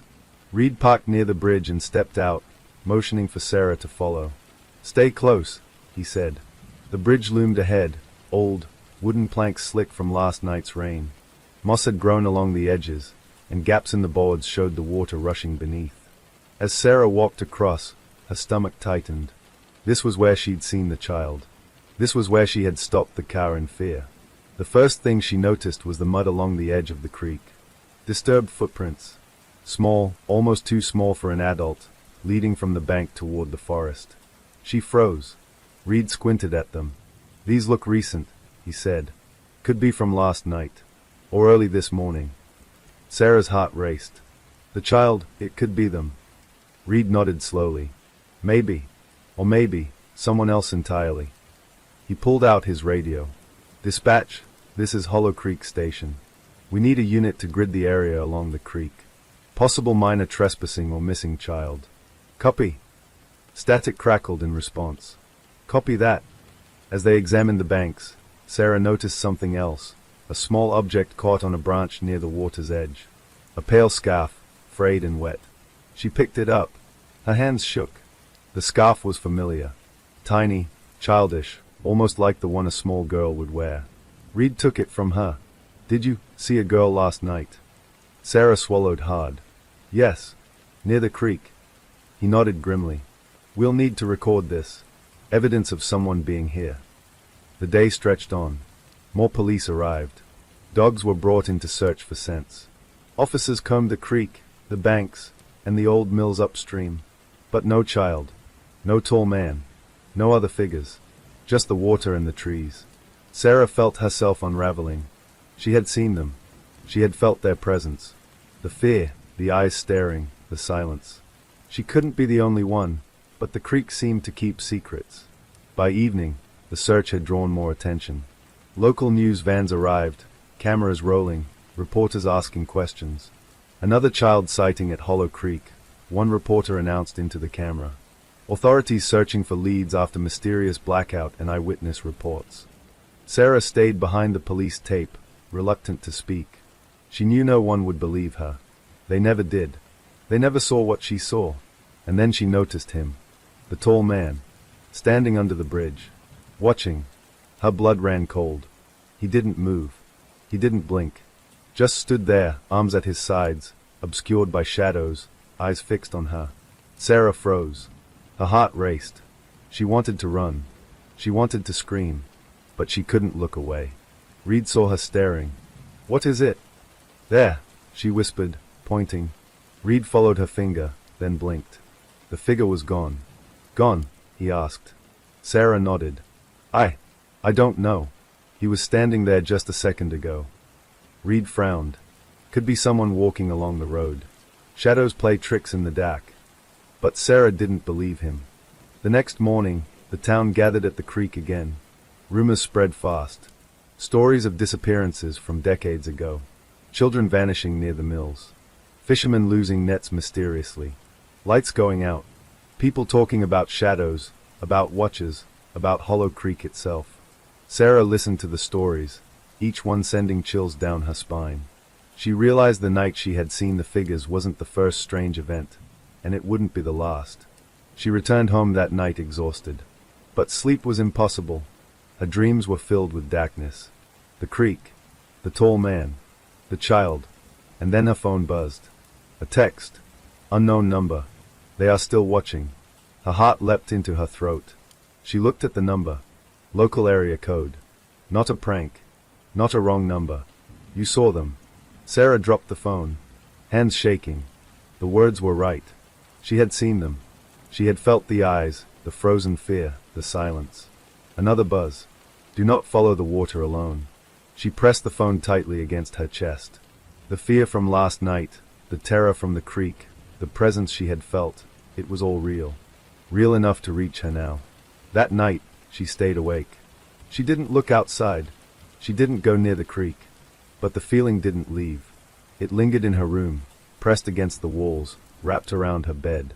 Because she had seen them. And they had seen her. Over the next week, the town of Hollow Creek began to stir. Police patrols increased near the creek and the abandoned mills. People reported strange shadows at night. Lights flickering. Children whispering about figures in the forest. Sarah couldn't escape it. Everywhere she went, she felt the same presence. Watching. Patient. Waiting. She confided in Officer Reed one night at the station. "It's like they know I saw them," she said quietly. Reed nodded. "You're not the only one," he said. "We've had other sightings, but no one believed it until now. You were the first to describe details we can actually verify." Sarah shook her head. "Details? I saw them. I felt them. And now, someone is texting me." Reed frowned. "Texting you?" "Yes. Unknown number. Warning me." He looked grim. "You need to be careful. If this is connected to the creek, it's bigger than you think." Sarah swallowed hard. "Bigger?" Reed didn't answer. He just nodded toward the window. Outside, the creek reflected the faint glow of street lights. Dark shapes flickered along the banks. Too fast to be anyone walking. Sarah knew then that Hollow Creek wasn't just hiding secrets. It was alive with them. And someone, or something, was making sure she knew. That night, she didn't sleep. She couldn't, because the watchers of Hollow Creek had begun to reach out. And she was the first to hear. Sarah Thompson couldn't sleep. Not last night, not ever since the blackout. Her apartment felt smaller, the walls closer, as though they had been pushed inward by something she couldn't see. She stared at the phone, the unknown number glowing faintly in the darkness, and the messages replayed in her mind. "They are still watching. You saw them. Do not follow the water alone." Each one burned into her memory, leaving a cold, hollow knot in her stomach. By dawn, she had made a decision. She would go to the creek. Not alone, as the messages had warned, but with Officer Thomas Reed. She needed to see the source of the fear, the place that had given life to the shadows and the child she had seen. They met at the police station at 7 a.m. Reed was already reviewing maps of the creek and the surrounding forest. His usual calm demeanor had been replaced by a quiet tension. Something about the reports, the sightings, the growing rumors, was starting to affect him as well. "We need to check the abandoned mills," Reed said, spreading a faded map on the table. "There are at least 3 old structures upstream. None of them have been used in decades. Locals avoid them. Stories about people disappearing near they go back generations." Sarah felt a shiver. The mills had always been a source of whispered warnings. Hollow Creek children had been dared to explore them on a dare, and most had run screaming the moment they crossed the threshold. No one knew why. "Do we have permission to go inside?" she asked. Reed shook his head. "Technically, trespassing. But we're the police. And I think if we wait for official approval, we'll lose any chance of catching whoever, or whatever, is responsible for the sightings." Sarah nodded, determination hardening in her chest. "Then we go today." By 8:30 a.m., they were at the first mill, a massive brick structure with boarded-up windows and doors rotting on their hinges. The smell of damp wood, mold, and decaying leaves greeted them as they approached. Sarah's stomach twisted with anticipation. Every horror story she'd ever heard about the mills replayed itself in her mind. Children vanishing, strange lights in the windows, shadows moving without bodies. Reed drew his flashlight from his belt. "Stay close," he instructed. "If anyone's inside, they'll be watching. Or worse." They entered through a side door, the wood creaking loudly under their combined weight. Inside, the mill was dark, filled with dust motes dancing in the beam of their flashlights. Broken machinery lay in heaps, rusted chains hanging from the ceiling, and puddles of stagnant water mirrored their lights like tiny, fractured moons. Sarah's breath caught when she saw a series of footprints in the dust. Small ones, almost childlike, and they led deeper into the mill. "Look at this," she whispered, pointing. Reed examined the prints. "They are fresh," he said slowly. "Last night, maybe this morning. Someone was definitely here." Her heart hammered. A child? Possibly, Reed replied. Or someone pretending to be one. They followed the footprints toward a large opening leading to the mill's basement. A foul odor hit them as they descended, the unmistakable smell of wet earth mixed with something else, something metallic. Blood? No, not yet. Just the metallic tang of rust and decay. The basement stretched for nearly 50 feet. Old machinery cast long shadows, and their flashlights bounced across the broken beams. The footprints stopped abruptly at a small hatch leading into a tunnel. Sarah froze. What is that? Reed crouched beside her. Looks like an old maintenance tunnel. Could lead under the creek. Her stomach turned. The water. The child. The tall man. All the pieces she'd been trying to ignore. The creek had hidden a path for someone, something, to move unseen. Should we go in? Sarah asked, her voice shaking. Reed hesitated. If someone's using this tunnel, we need to know. But be ready for anything. They crawled through the narrow tunnel, the walls damp and slick with moss. The sound of water echoed beneath them, and Sarah felt a cold draft brushing against her neck. Every instinct screamed at her to turn back, to leave, but she pressed on. After what felt like an eternity, the tunnel opened into a small chamber beneath the creek bank. The water rushed past just above their knees, cold enough to numb Sarah's legs instantly. And there, standing on the opposite side of the chamber, she saw it. A figure, tall, thin, immobile, watching. Her pulse leapt into her throat. She wanted to scream but knew it would do no good. The figure didn't move, didn't blink, just watched, almost as if calculating her fear. Reed shined his flashlight directly at the figure. The beam revealed a man, mid-40s, soaked to the bone, wearing a dark coat. His eyes were hidden beneath the brim of a hat, but the posture, calm, patient, confident, set Sarah's teeth on edge. "Who are you?" Reed demanded. The man didn't respond immediately. He lifted a gloved hand slowly. A small device glinted in his fingers, a phone, perhaps, or a recording device. He spoke finally, voice low, deliberate. "You shouldn't have come here." Sarah's blood ran cold. "Who are you?" The man's lips pressed into a thin line. "I'm the one who watches Hollow Creek." Reed stepped forward. "We're the police. You need to." The man shook his head. "I'm not here for you. I'm here for them." Sarah's mind raced. "Them? Who?" The man's gaze flicked toward her. "The ones who saw too much. The ones who think the creek will forgive them." Her stomach twisted. "You mean, the child?" The man didn't answer. He stepped backward into the shadows of the tunnel. "You should leave," he said again, voice echoing off the stone walls. Before they could respond, he vanished, slipping through a small side passage Sarah hadn't noticed. It was impossible, but he was gone, leaving only the rushing water and the smell of damp earth behind. Sarah shook, feeling her fear mix with anger. "We need to follow him." Reed hesitated. "Not yet. We need backup. Cameras, lights, a team. Whoever, or whatever, that is, he knows this place. Has been here before." Over the next few days, Hollow Creek was in chaos. News reports spread the story of Sarah Thompson's sightings, the abandoned mills, and the mysterious watcher near the creek. Police increased patrols along the water, setting up cameras and sensors, but the man, or the people he worked with, seemed always one step ahead. Sarah returned to the creek each day, hoping to see the child, to make sense of what she had witnessed. She noticed strange things, footprints that appeared overnight, faint whispers in the wind, and shadows that moved just beyond her vision.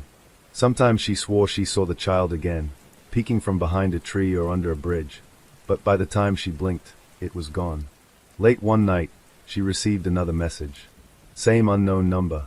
"You're too close." Her hands trembled. She typed a reply, hesitated, and then deleted it. She couldn't show fear. Not if she wanted answers. The next morning, she found something on her doorstep, a small, soaked notebook. Inside were crude sketches of the creek, the mills, and the shadows she had seen.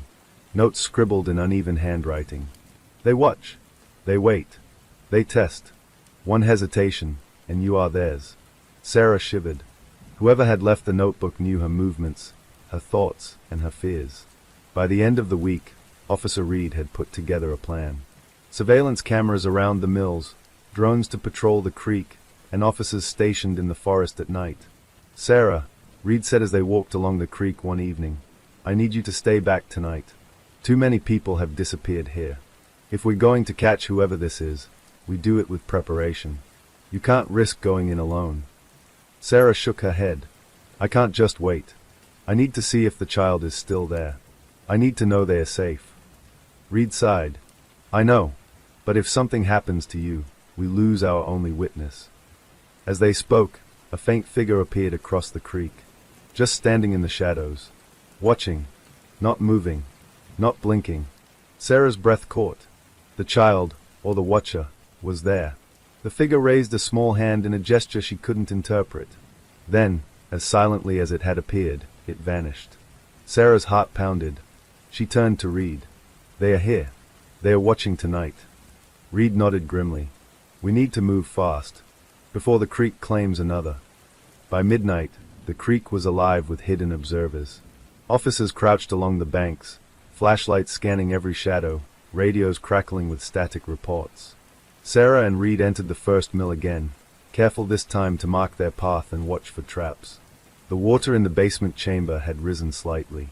Footprints were everywhere, small ones, large ones, disappearing into the water as though they led nowhere. A faint sound echoed through the tunnel. Soft, almost imperceptible, footsteps, dragging something across wet stone. Sarah froze. Her pulse thundered. Reed motioned for silence. They moved slowly, flashlights bouncing over the walls, until the light revealed a small figure. The child. Pale, soaked, eyes wide with terror. And behind it, the tall man. Watching. Waiting. The creek was silent that night, except for the rushing water beneath the bridge, the faint hum of distant lights from the town, and the soft, uneven footsteps echoing from the old mills upstream. Sarah Thompson and Officer Thomas Reed crouched behind a broken wall of bricks, flashlights in hand. Their breaths came in shallow, panicked bursts. Every instinct screamed at them to leave, but neither would abandon the child. "Stay calm," Reed whispered, his eyes scanning the shadows. "We don't know what he wants, or how many there are." Sarah nodded. Her hands were clammy around the flashlight. She wanted to scream, to charge forward, to grab the child and run, but the creek and the dark forest beyond had already claimed too many lives. She had learned quickly. Hollow Creek punished haste. A faint movement caught her eye, a figure shifting behind the trees. Another one. And then the tall man, standing perfectly still, watching them. His dark coat blended with the shadows. His face was hidden beneath the brim of a soaked hat. But Sarah felt his eyes, cold and calculating, boring into her soul. "Don't make a sound," Reed whispered. "We move on my signal." They crept along the water's edge, following footprints barely visible in the mud. The child's small prints were unmistakable. They led deeper into the forest, toward the second mill. The second mill was worse than the first. Windows smashed long ago, jagged glass jutting from rotting frames. Doors hung crookedly on rusted hinges. The air smelled of damp wood, decay, and something fouler, something that made Sarah gag. Reed held her flashlight closer, illuminating the interior carefully. Inside, the floorboards creaked with every step. Shadows seemed to move in impossible ways, as if the darkness itself was alive. The child's footprints ended near a large trapdoor leading to the basement. Sarah felt the knot in her stomach tighten. The basement, just like before, and she knew, if the tall man was here, he was already waiting below. "On 3, Reed said quietly. "We go down together. No splitting up." Sarah swallowed. Her throat was dry. She nodded. 1, 2, 3. They opened the trap door. The smell hit them immediately, wet earth, rot, and iron.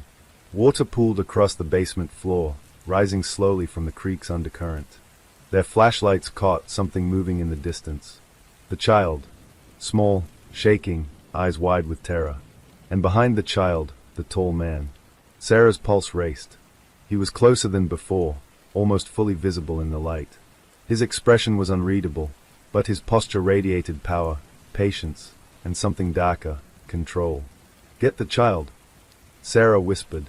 Reed nodded, and they moved forward. Slowly, careful not to startle him. The child didn't run, didn't cry, just looked up at them, silent, almost imploring. "Easy," Reed said. "We're not going to hurt you." The tall man lifted a hand, and for a second, time seemed to freeze. The sound of the creek, the dripping water, even Sarah's racing heartbeat became muted. "You shouldn't be here," he said, voice low and deliberate. "Not yet. Not until they are ready." Sarah felt an icy shiver. Ready for what? The man didn't answer. He stepped closer, slowly, deliberately, like a predator circling its prey. Reed moved instinctively in front of the child. "Step back," he said firmly. The man didn't. He paused, tilting his head. "You don't understand," he said softly. "I'm trying to save them." "Save them?" Sarah echoed, disbelief lacing her voice. "By scaring them? By keeping a child here alone?" The man's eyes, dark, cold, and calculating, met hers. "By teaching them to survive," he said. "By making them see the truth." Sarah's heart hammered. The truth about what? "The creek," he said. "The darkness. The people who vanish. You think it's random. It's not. Hollow Creek tests you. It tests everyone. Some fail. Some survive." Reed stepped closer, gun holstered but ready. "Who are you? What do you want?" The tall man's lips pressed into a thin line. "I want them to live. That's all. But to do that, someone must pay attention. Someone must watch." Sarah's stomach churned. The child took a hesitant step forward, glancing between the three adults. Fear, confusion, and trust warred in the small figure's eyes. Suddenly, a loud crack echoed through the basement. A beam above them groaned and began to tilt. Dust rained down from the ceiling. "Move!" Reed shouted. He lunged toward the child. Sarah followed. The tall man, surprisingly fast, stepped aside, letting them pass, but not before Sarah caught a glimpse of something in his hand, a small, crumpled notebook, identical to the one she had received days ago. Outside, the rain had begun again, light at first, then heavier. The creek swelled, muddy water rushing toward them. The forest seemed alive with sound, branches snapping, leaves rustling, and shadows moving just beyond the tree line. They ran to the patrol car, the child clinging to Reed's arm. Sarah glanced behind them. The tall man was gone. No footprints, no sign he had been there. Just a lingering sense of being watched, of someone, or something, tracking their every move. At the station, the child was examined. No injuries. No signs of trauma other than fear. But when the child tried to speak, only a whisper came. They watch," the child said, voice trembling. Sarah shivered. The same words she had seen in the notebook. The same warnings from her phone messages. Reed nodded grimly. "Looks like we have a pattern," he said. "Lights out. Shadows. Missing people. Whoever this is, they are methodical. They choose their moments." Sarah felt a sinking realization. The creek wasn't random. Hollow Creek wasn't random. The disappearances, the shadows, the tall man, everything was connected. And now they had a witness. The following day, Sarah returned to her apartment, but she couldn't shake the feeling of being watched. Her phone buzzed again, same number. "You got lucky. They aren't done." She stared at it. The words were simple, minimal, but the meaning was terrifying. "They aren't done," she whispered aloud. Her apartment seemed smaller, the walls closing in. Every sound, traffic, wind, distant voices, felt amplified. She realized the truth. Hollow Creek had marked her. The creek didn't just test the residents. It lingered. It remembered. And now, it had her in its sights. Sarah began researching Hollow Creek's history obsessively. Old newspaper clippings, town records, missing persons reports spanning decades. Each story had eerie similarities. Children or young adults disappearing near the creek, sometimes returning disoriented, often speaking of shadows, strange figures, and lights going out. And the mills appeared in nearly every report. Abandoned, decaying, and always near the water. She realized that the tall man wasn't just a random figure. He was part of it. A guardian, a warden, or someone driven insane by the creek's patterns. That night, Sarah couldn't sleep. She sat at the edge of her bed, phone in hand, staring at the screen. The messages didn't come immediately. But around midnight, a single buzz. "They're testing you next." Her blood ran cold. Sarah's mind raced. Testing me? What does that mean? Another buzz. Do not go alone. She realized the truth she had been avoiding. The creek was patient, but relentless. It didn't forgive hesitation. And now, it had set its sights on her. She felt the pull of fear and obligation. She couldn't ignore it. Someone had to understand Hollow Creek. Someone had to see it for what it really was. The question was, would she survive the next test? The sun had barely risen when Sarah Thompson arrived at the station. Fog clung to the town like a living thing, curling through the streets, seeping under doors, and brushing the ankles of anyone brave, or foolish, enough to venture outside. Officer Thomas Reed was already awake, reviewing maps and reports at his desk. The child from the basement clung silently to a blanket in the corner, eyes wide and dark with exhaustion. Sarah noticed the faint bruises along the small wrists, evidence of fear, not violence. Fear alone could break a person if it lasted long enough. "We're going back," Sarah said, her voice steady despite the adrenaline thrumming through her veins. "We need to find out what's really happening in those mills." The tall man is connected to everything. "I can feel it." Reed nodded slowly. "I've arranged a team. 4 officers, cameras, infrared sensors. We go at first light. This time, we document everything. No improvisation. No surprises." Sarah's stomach twisted, a mixture of dread and determination. She wanted answers. She wanted proof. And she wanted the child to be safe. By 6:30 a.m., they were driving toward the first mill. Fog had thickened overnight, reducing visibility to mere feet. The air was damp, cold, and smelled faintly of wet earth and decaying wood. Sarah's hands gripped the door handle tightly, the sense of being watched gnawing at her. Reed pulled the car to the side of the road. "Remember," he said quietly, "stay close. Follow my lead. If anyone tries to interfere, we retreat immediately." They approached the mill in a convoy, Reed, Sarah, 3 other officers, and a pair of cameras mounted on tripods. Sarah noticed the footprints from the previous night. Small, childlike, and heading toward the side entrance. But there were also larger prints. One pair almost matching the size of a man's boots. "Same as before," she whispered. "Pattern," Reed said. "He leaves them intentionally. Watching, marking, testing." The team entered the mill through a side door left partially ajar. The interior was just as menacing as the previous night. Rotting wood, rusted machinery, shadows that seemed to pulse and move in unnatural ways. Footsteps echoed in the distance. Not theirs. Not the creek's. Someone, or something, was already inside. They followed the footprints toward the basement. The trapdoor groaned as they opened it, and the smell of damp earth, rust, and decay hit them immediately. The water had risen since their last visit, pooling several inches across the stone floor. And then they saw it, a pile of old newspapers, tattered books, and crates stacked against one wall. A faint flicker of light emanated from behind the pile. Sarah approached cautiously, flashlight sweeping over the crates. Behind them, a small alcove, carved into the wall. Inside, they found objects that made her stomach turn. A worn notebook, identical to the one she had received. Children's toys, waterlogged and abandoned. Old photographs, faded, of children she didn't recognize, some smiling, some with faces frozen in terror. Reed crouched beside the pile. "This is evidence of more than just one missing child." Sarah's eyes widened. "Dozens." Reed nodded grimly.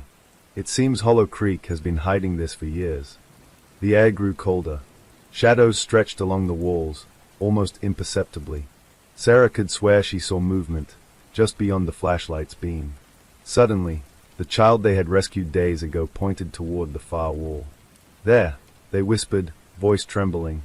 A figure emerged from the shadows, a boy, younger than the child in their care, soaked, dirty, and terrified. He froze when he saw the adults. Don't take me," he stammered. Reed stepped forward slowly, hands raised. "We're not here to hurt you. Come with us." The boy shook his head violently. He'll come back. He'll punish you." Sarah felt her heart tighten. Who will come back?" The boy's eyes darted to the far end of the basement. And there, half shrouded in darkness, stood the tall man. He hadn't moved an inch. Just watched. Calm. Patient. Terrifying. "Stay back." Reed shouted, moving between the boy and the man. The tall man tilted his head, lips pressed into a thin line. "I'm trying to protect them," he said, voice low and deliberate. "But they have to understand. They have to see." "See what?" Sarah demanded.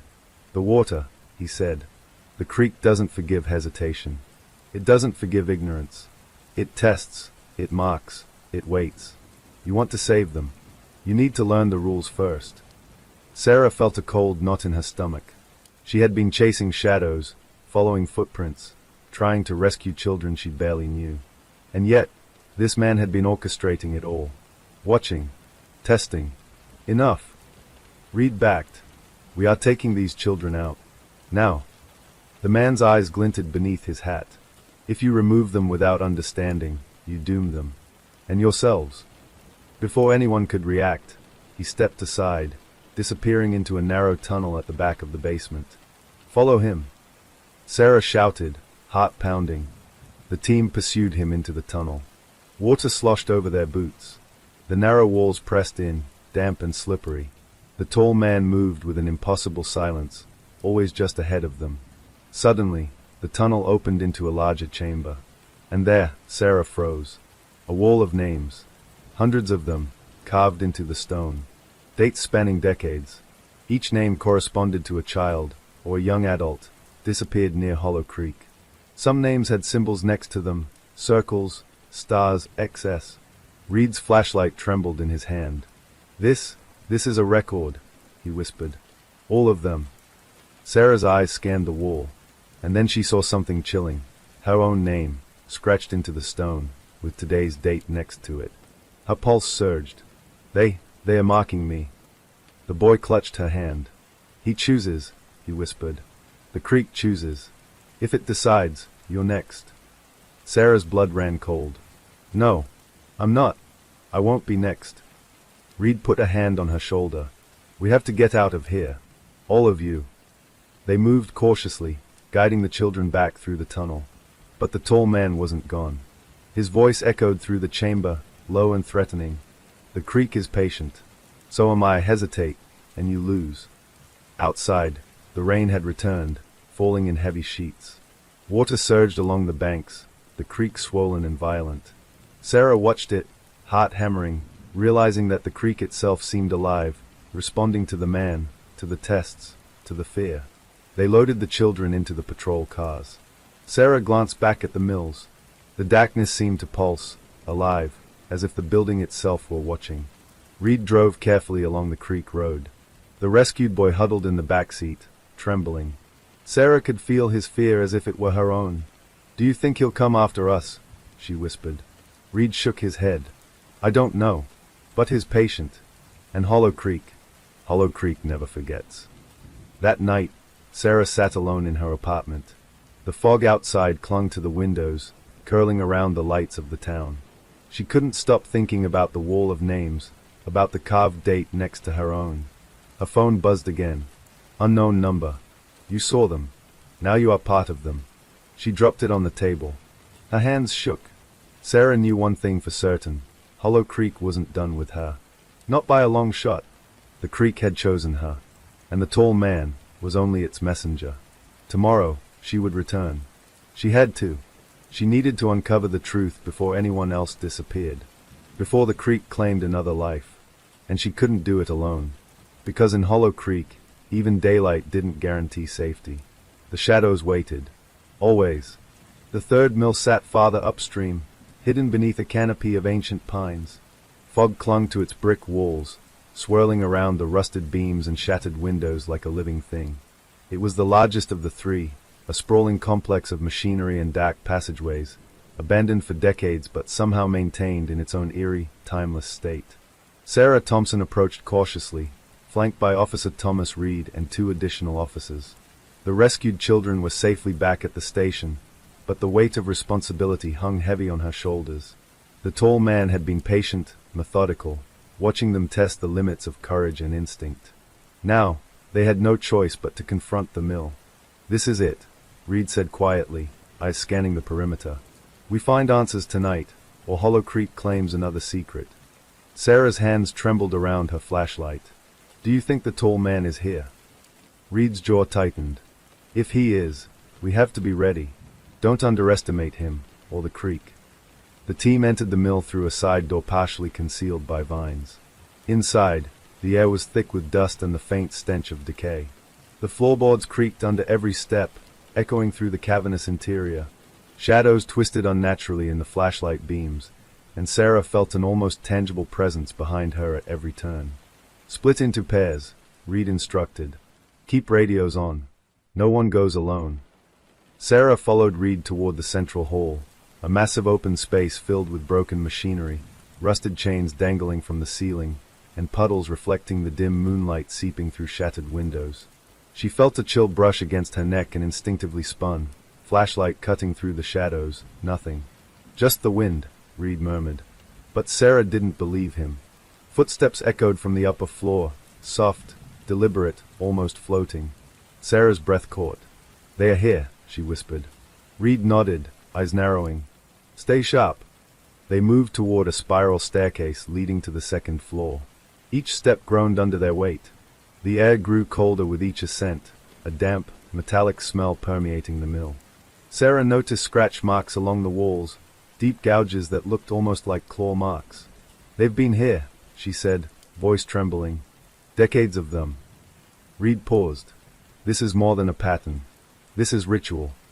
At the top of the stairs, they found a hallway lined with rooms. Most were empty, filled with broken furniture and water-stained debris. But one door at the far end was intact, reinforced with iron bars. It radiated darkness. That's it, Reed said. That's where the child disappeared, where the tall man. Sarah froze. A faint sound echoed from inside the room, a low, guttural whisper, almost indecipherable. He's inside, Sarah whispered. Reed gestured for her to stay back. He drew his flashlight and slowly pushed the door open. Inside, the room was small, lined with shelves filled with dozens of objects, toys, books, photographs, and notebooks. But in the center, a small cage. And inside the cage, a child, no older than 7, trembling and soaked, eyes wide with terror. Sarah's stomach twisted. She approached slowly, voice soft. It's okay, we're here to help you. The child flinched but didn't move. Behind the cage, the tall man emerged from the shadows. His dark coat was soaked, hat brim casting his eyes in shadow. In his hand was the same crumpled notebook Sarah had received. You shouldn't be here, he said, voice calm, deliberate. Not yet. They aren't ready. Reed stepped forward. Release the child. Now. The man's gaze flicked to the child, then back to Sarah. You don't understand. The creek has rules. I enforce them. The child must learn. Sarah felt her blood run cold. Learn what? The dangers. The darkness. The creek chooses who survives. If they don't understand, they perish. Her hands shook. This isn't survival. This is abuse. The tall man's lips pressed into a thin line. Call it what you will. I call it protection. Every child here, every person who vanished, learned to respect the creek. Those who fail, pay the price. Suddenly, the lights flickered, and a low rumble shook the floor. The creek outside surged violently. Water seeped through the foundation, flooding the lower level. Move! Reed shouted. Get the child! Sarah lunged forward. The child shrank back, eyes wide. The tall man raised his hand. Do not rush. Hesitation is a lesson. She ignored him, grabbed the child, and ran toward the stairs. Reed followed, covering their rear. Behind them, the tall man did not move. He simply watched, silent, until they reached the top. Outside, the rain pounded down, turning the path into a river of mud. The child clung to Sarah, trembling violently. The tall man stood at the edge of the tree line, watching, not pursuing. His silhouette was a dark shadow against the fog and rain. Sarah's heart raced. We need to get them out of here. Now. Reed nodded, guiding them to the patrol cars. The child whispered, voice barely audible. They're angry, the creek, the man. Sarah swallowed. I know, but you're safe now. We'll protect you. As they drove back toward Hollow Creek, Sarah couldn't stop thinking about the room in the mill, the cage, and the wall of names she had seen in the basement before. The tall man's methods were horrifying, but he had been careful, precise, almost ritualistic. Hollow Creek's darkness was systematic, and she realized something chilling. The tall man wasn't the only one involved. Someone, or something, had been orchestrating disappearances for decades, using the creek as a weapon, as a filter, a test. Back at the station, the rescued child was examined. No physical injuries, just fear etched into every line of their small body. Sarah stayed close, unable to leave their side. The child's eyes occasionally darted toward the window, as if expecting the tall man to appear at any moment. Sarah felt the weight of the notebook in her mind. Whoever sent it knew her movements, her thoughts, her fears. It was not a warning. It was a guide, and the tall man's actions confirmed it. Hollow Creek was alive, aware, and patient. That night, Sarah sat alone, replaying every detail in her mind. The tall man's words haunted her. The creek has rules.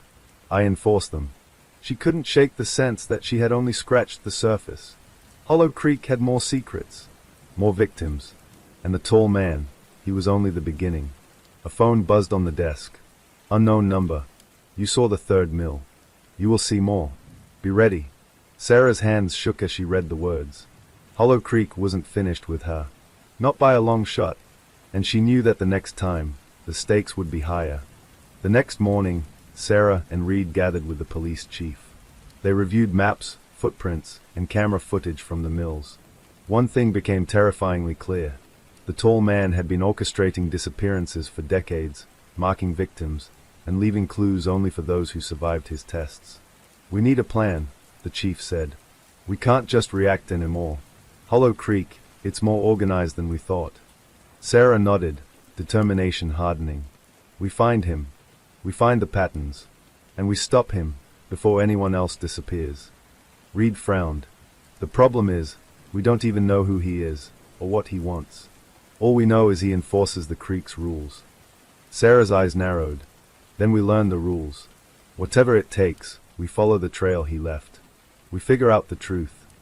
She couldn't ignore it any longer. Hollow Creek wasn't random. It was intentional, methodical, and deadly. The creek had claimed lives before, and it would claim more unless they uncovered the mystery behind it. That evening, Sarah returned home, exhausted but unable to sleep. Rain lashed against the windows, and the creek beyond the town swelled, dark and fast-moving. Her phone buzzed again. You survived the third mill. You will see the fourth. Be vigilant. Sarah stared at the words, heart pounding. She understood now. The tests weren't over. The tall man, Hollow Creek, the patterns, it was far from finished. She made a decision. She would go deeper, follow the creek, confront the darkness. She didn't know what awaited her, but she couldn't turn back. Not now. Not ever. Because Hollow Creek didn't forgive hesitation. And the next test was already coming. Sarah Thompson couldn't sleep. The rain hammered against her apartment window, cold droplets drumming a relentless rhythm. Outside, Hollow Creek roared like a living beast, swollen and furious, black water thrashing against its banks.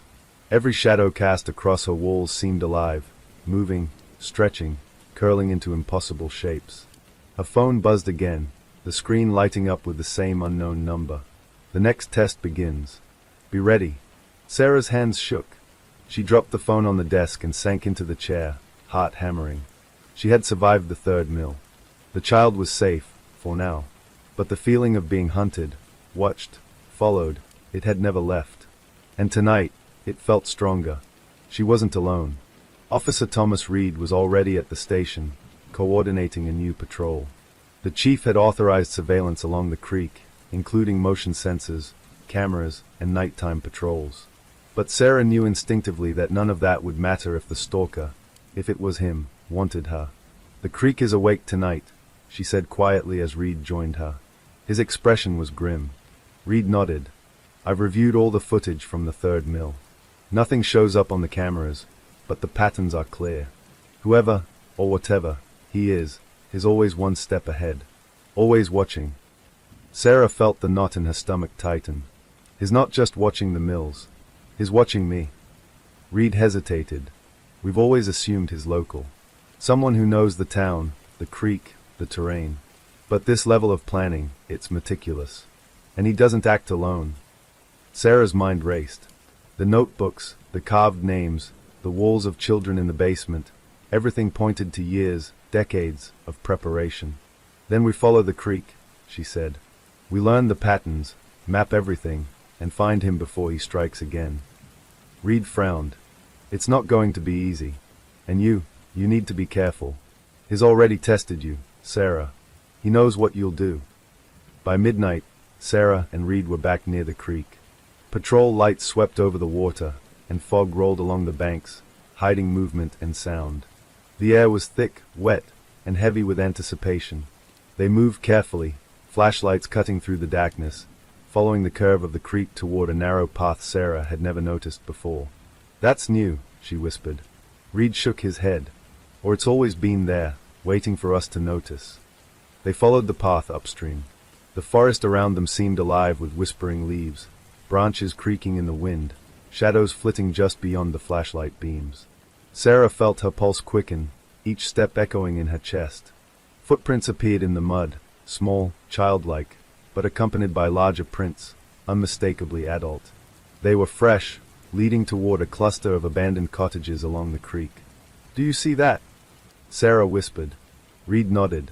A figure emerged from the fog, the tall man. Dark coat, hat brim low, silent. He didn't move toward them. He simply watched, patient, deliberate. Sarah froze. "He's waiting." Reed whispered, "Stay calm. Don't engage unless necessary." The man lifted a hand, small notebook glinting in the flashlight beams. A single phrase was scribbled inside. "Survive the night. Follow the water." They approached the cottages cautiously. The air grew colder. Doors hung crooked on rusted hinges, windows broken and black with mold. Sarah noticed that some of the cottages had marks on the walls, scratches, deep gouges. She realized with a jolt, these weren't just buildings. They were traps, lures, testing grounds.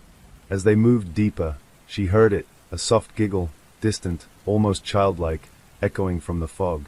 The hairs on her arms stood up. "It's him," she whispered. "He's setting us up." Reed nodded. "Or testing us again." Suddenly, a shadow moved across the path ahead. Fast, almost too fast to see. A figure darted between the cottages, then disappeared. Sarah's heart raced. "The child?" Reed shook his head. "No, too big. He's toying with us." They pressed on, stepping carefully over mud and puddles. Then, a scream pierced the night. High-pitched, frantic, echoing through the cottages and along the creek. Sarah's blood ran cold. "That way!" she shouted, following the sound. Reed was already moving, gun drawn. They rounded a corner to find a small figure crouched behind an overturned cat. A boy, dirty, soaked, terrified. His eyes were wide, staring at the shadow of the tall man disappearing into the mist. "Come with us," Sarah called. The boy hesitated, then ran toward her, tripping over the mud and falling into her arms. Reed surveyed the cottages, tension etched on his face. "We can't stay here. We need to move them to safety." Sarah nodded, clutching the boy. "We have to figure out his patterns. He's luring people into traps, learning, testing." Reed grimaced. "And we don't know how many he's involved with, or how many are still out there." Back at the patrol car, Sarah set the boy inside and checked the notebook he carried. It was waterlogged, pages smudged with mud, but she could read fragments. "Do not ignore the water. The creek chooses. Patience is the lesson." She shivered. This was more than a test. This was a methodical system. A deliberate campaign spanning decades. Reed broke the silence. "Sarah is documenting everything. Each child, each disappearance, each observer. He's building a record, a history. And we're part of it now." Sarah's pulse quickened. "Then we have to follow it. Learn it. Understand it." Reed nodded slowly. "And survive." That night, Sarah returned home, unable to sleep. Rain streaked against the windows, and the creek roared, swelling and violent. She felt a presence outside her apartment, unseen but undeniable. Her phone buzzed. "He watches even when you are away. Follow the water." Sarah's fingers trembled. Hollow Creek wasn't just a place. It was a predator. And the tall man was its eyes, its voice, its enforcer. She realized something chilling. The tests weren't random. The creek's pattern was methodical, the disappearances deliberate, and the lessons cruel. Sarah had survived the mills. She had rescued children. But survival wasn't enough. She had to understand Hollow Creek itself, to decode its rules before the tall man, or the creek, struck again. The next morning, Sarah and Reed organized a full investigation of the creek's paths and surrounding forests. Cameras, infrared sensors, and motion detectors were set along the banks. Officers patrolled in pairs, careful to note every detail. Sarah studied maps, marking the locations of every disappearance, every mill, every strange object. A terrifying pattern emerged. The creek's twists and turns were mirrored in the locations of the missing.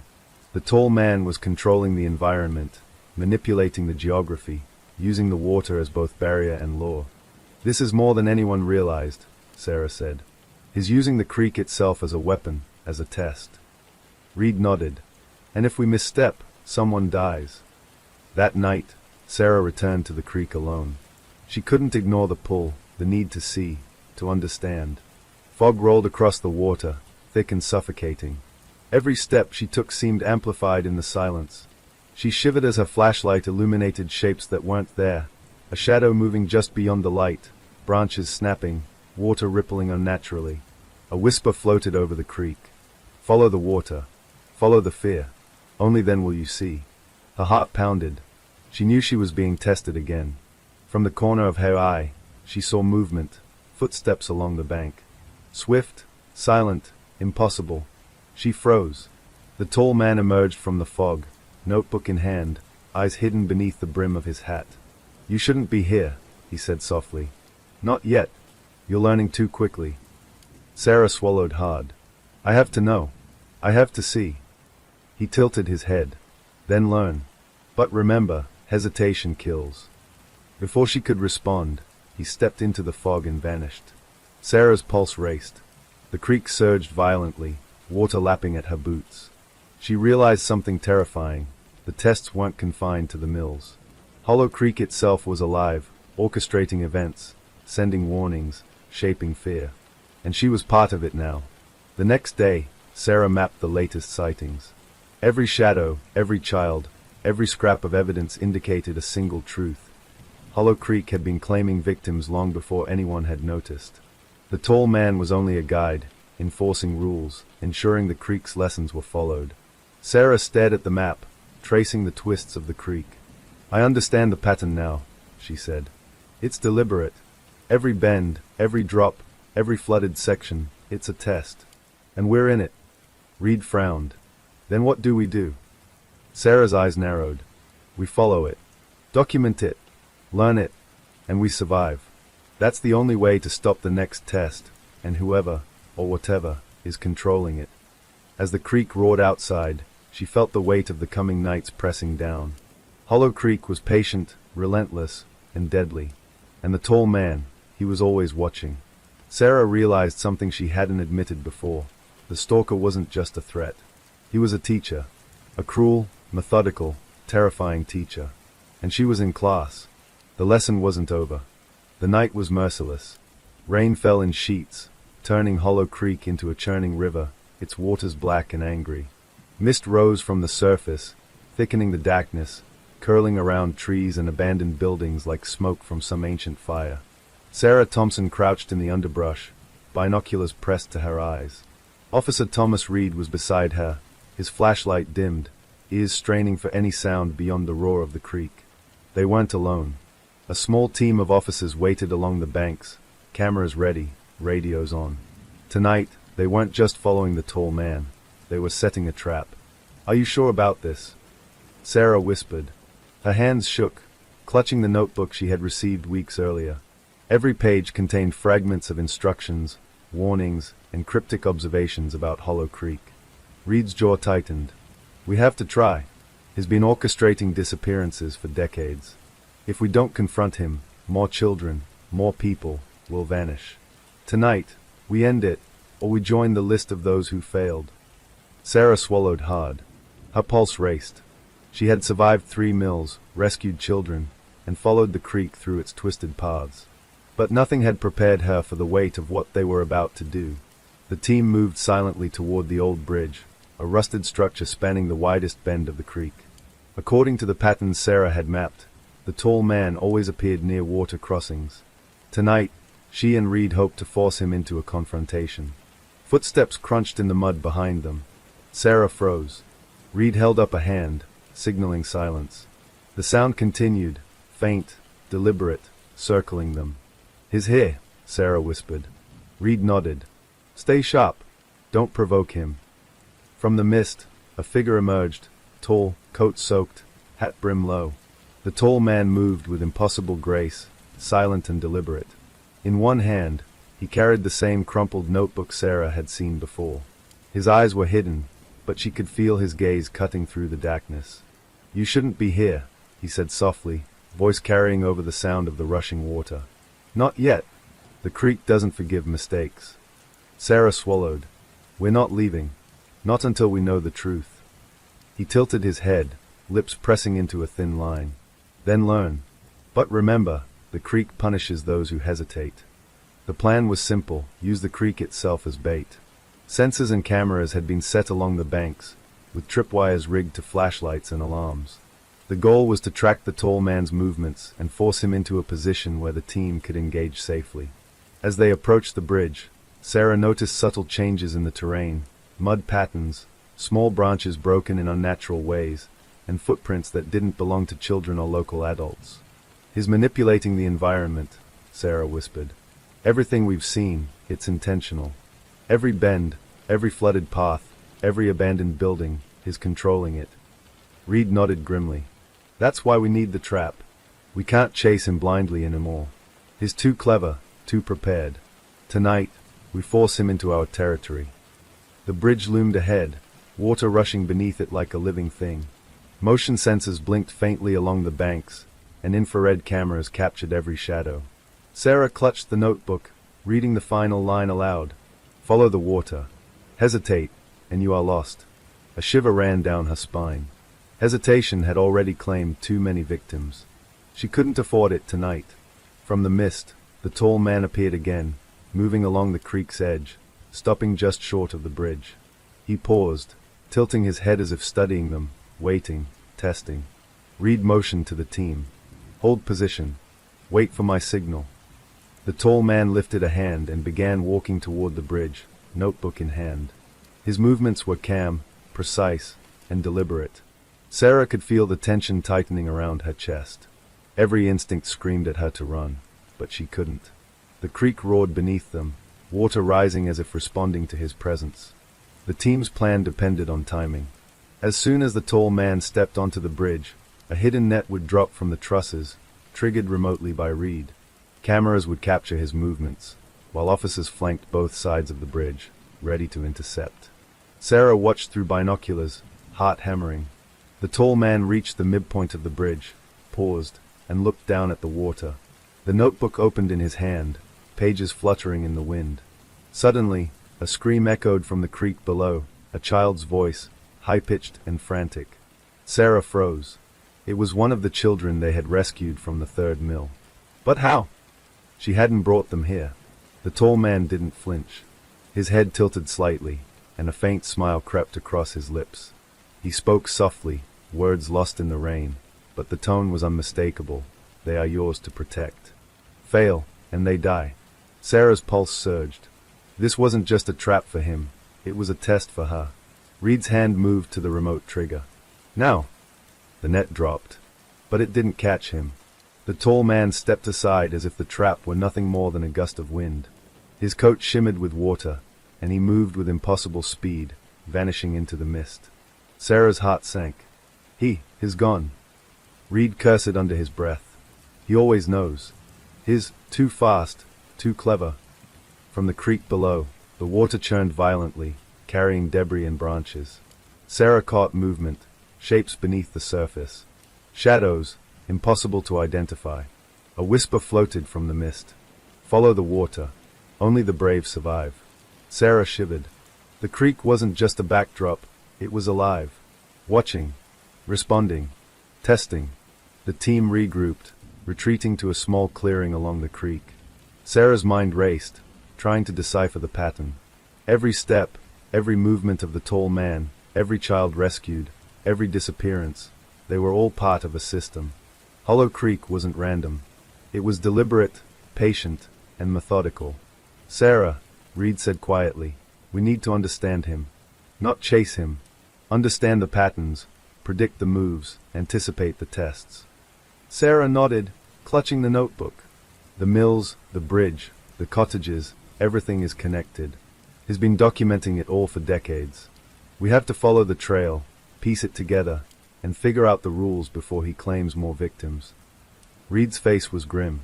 And if we fail? Sarah swallowed. Then we become part of it.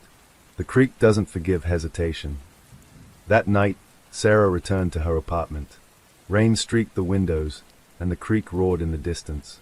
Her phone buzzed. The fourth test awaits. Follow the water, or lose them all. She stared at the words. Hollow Creek wasn't just testing children or adults. It was testing her. Every step she had taken, every rescue she had attempted, had been observed, evaluated. The tall man wasn't just a stalker or guardian. He was an executor of the creek's will. And she realized something chilling. The tall man's identity was irrelevant. Hollow Creek itself was the predator. The tall man was merely its agent. Sarah's mind raced. To survive, she had to anticipate the creek's patterns, understand the tests, and stay one step ahead. But for the first time, she admitted a truth she had been avoiding. She didn't know if she could. The next day, Sarah and Reed mapped every detail from the night before. Footprints, water flow, debris patterns, and the children's last known locations revealed a terrifying sequence. The creek shaped the events. The tall man enforced the tests. And every obstacle, every trap, every disappearance was intentional. This isn't a man hunting children, Sarah said quietly. It's the creek itself, and is just the face we see. Reed nodded. We've underestimated it for too long. The next step, the fourth test, it's going to be worse. Sarah felt the weight of inevitability pressing down. Hollow Creek didn't forgive mistakes. It didn't forget, and the tall man was always watching. That evening, she returned to the creek alone, following the water's edge. Fog rose thickly, shrouding the path. Shadows flickered in the mist. Every sense screamed at her to turn back, but she couldn't. Not now. A whisper floated over the water. Follow the brave. Hesitate, and you are lost. Sarah swallowed hard. The tall man emerged from the mist, notebook in hand, eyes hidden beneath his hat. You've learned much, he said softly. But the fourth test will reveal the truth. Will you survive it? Sarah's hands tightened around her flashlight. I have to. The creek surged violently. Shadows moved beneath the water. Mist wrapped around her. And she realized, with a cold certainty, that the next test wasn't just about survival. It was about understanding Hollow Creek itself. And she would have to confront it. The fourth test began at twilight. Hollow Creek lay dark and restless, its swollen waters lapping violently against the banks, swirling around jagged rocks and fallen trees. Mist rose in thick waves, obscuring the path ahead, and the rain had finally ceased, leaving the night heavy and dripping with moisture. Sarah Thompson stood at the edge of the creek, binoculars in hand, eyes scanning the banks. Officer Thomas Reed and the remaining team had spread out, cameras on tripods, sensors activated, radios silent but ready. This wasn't a patrol. This wasn't a rescue. Tonight, they were chasing the truth. This is it, Sarah whispered. The fourth test. Reed nodded. We have everything mapped. Sensors, cameras, flashlights, radio comms. He won't expect us to anticipate the creek itself. Sarah shivered. Every instinct screamed at her to wait, to retreat, but she knew better. Hollow Creek didn't forgive hesitation, and she couldn't let fear dictate her actions anymore. Following the patterns she had painstakingly documented, Sarah led the team along the creek's edge toward an old dam, long abandoned and half-collapsed. It had never been part of any official maps, but the tall man had used it in previous disappearances, guiding children and adults into its hidden traps. The dam loomed ahead, dark and jagged, water surging beneath its crumbling structure. Sarah noticed subtle movements along the edges, branches snapping, mud displaced, shadows flitting unnaturally. He's here, she whispered, tension tightening her chest. From the fog, the tall man emerged, coat soaked, hat brim low, notebook clutched tightly in his hand.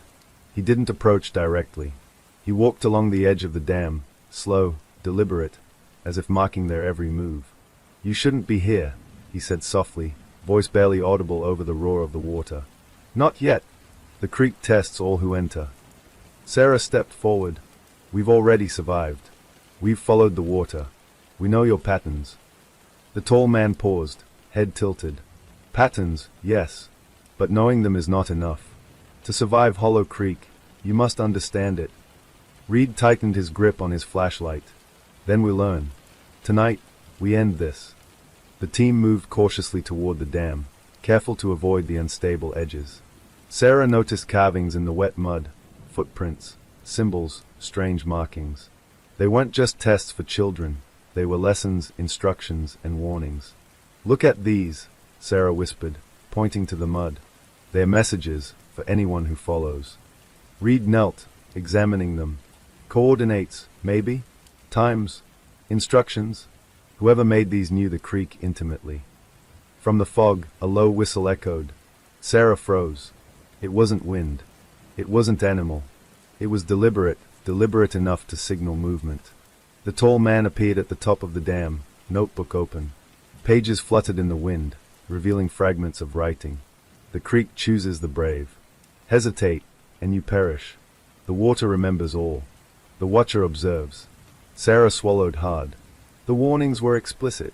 Survival depended on understanding. But understanding wasn't enough. She needed action. Suddenly, a figure darted across the dam, a child, soaked, terrified, running toward them.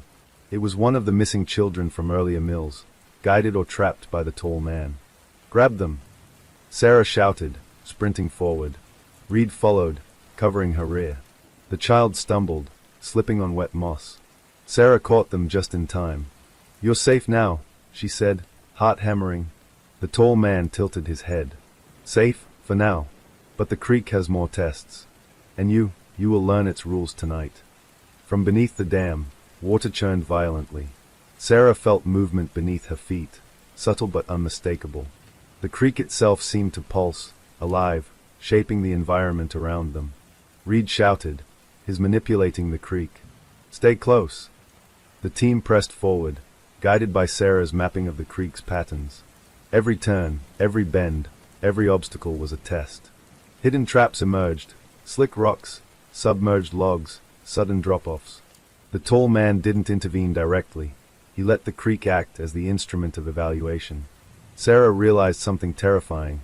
The creek wasn't just terrain. It was the test itself. Survival depended on reading the water, predicting its movements, understanding its rhythm. Hesitation meant death. A sudden scream cut through the night, a child, caught in a hidden pool of swirling water. Sarah dove in, dragging them toward the bank. Reed followed, pulling branches to create a makeshift ladder for the rest of the team. The tall man watched from above, silent, expression unreadable. "Do you understand?"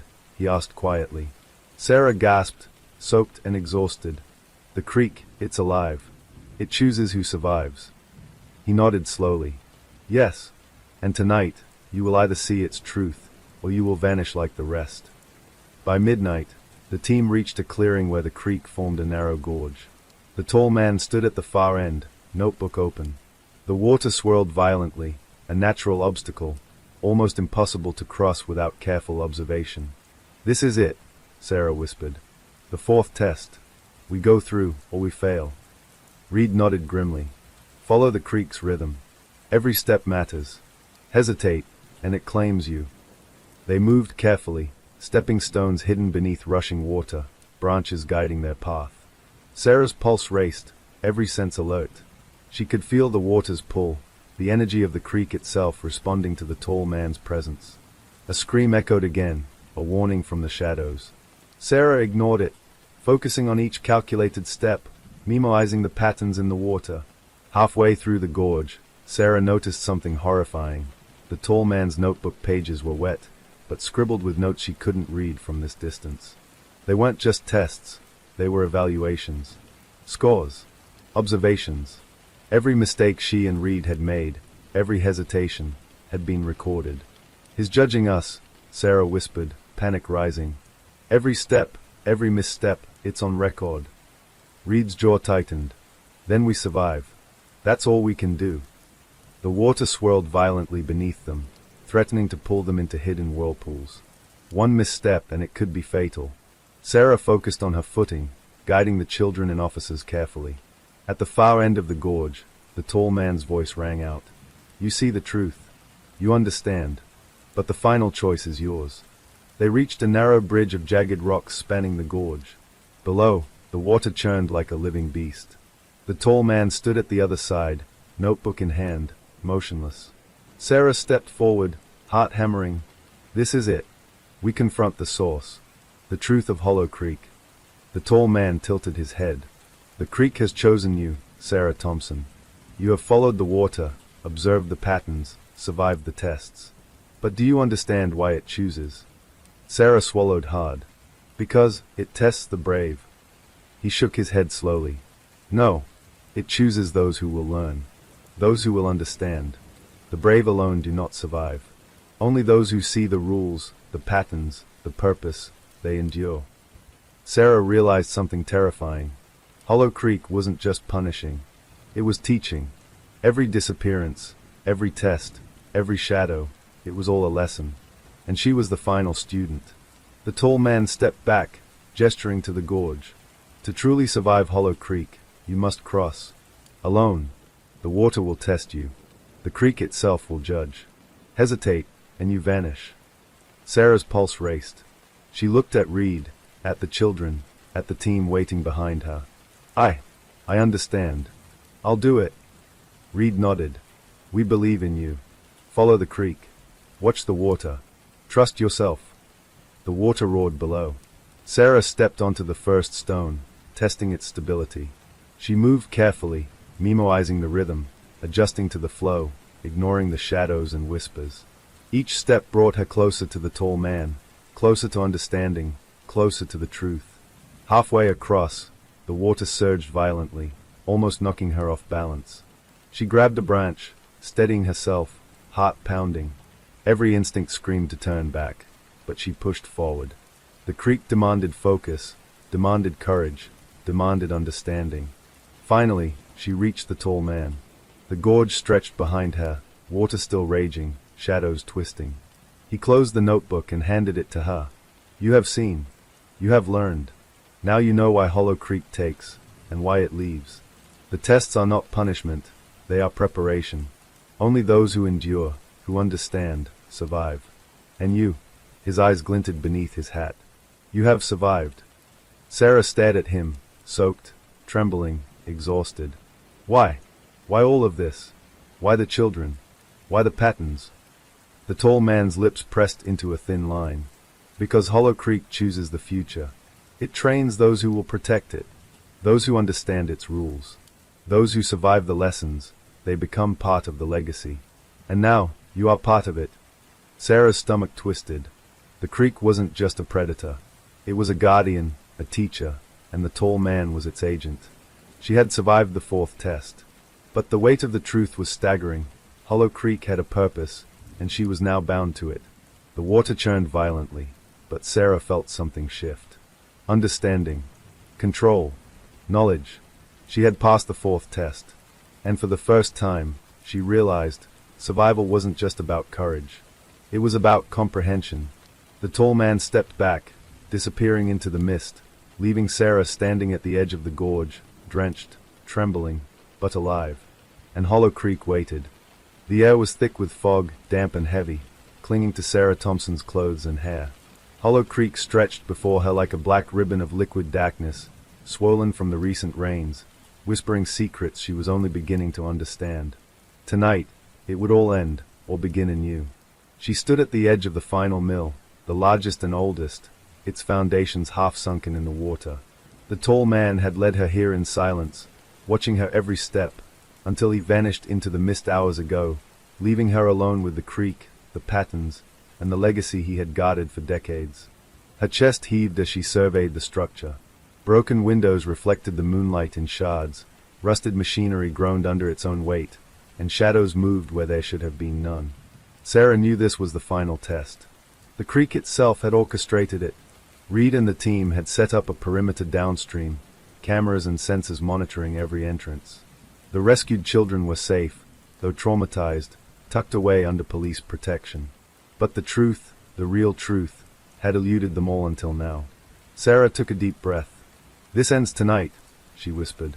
She had studied the creek, mapped its patterns, memoized the hidden paths, and survived every test. Now, she had to confront the final obstacle, the tall man and the secret behind Hollow Creek itself. She stepped forward into the mill. Inside, the air was cold, wet, metallic. Broken machinery and debris littered the floor. At the center, a spiral staircase descended into darkness, a basement she had glimpsed before, filled with evidence of decades of disappearances. Names carved into wood, photographs, notebooks, toys, each a victim, each a story, each a test. From the shadows, the tall man emerged. Coat dripping, hat low, notebook in hand. His presence filled the room, a shadow among shadows. "You made it," he said softly. "Few ever do. Fewer survive." Sarah's voice was steady, though her hands shook. "Why? Why all of this? The children, the disappearances, the tests." He tilted his head. "Hollow Creek isn't a place. It's a living system. It chooses. It teaches. It selects those who can survive, who can endure, who can understand. The children, the victims, they were all part of its lessons.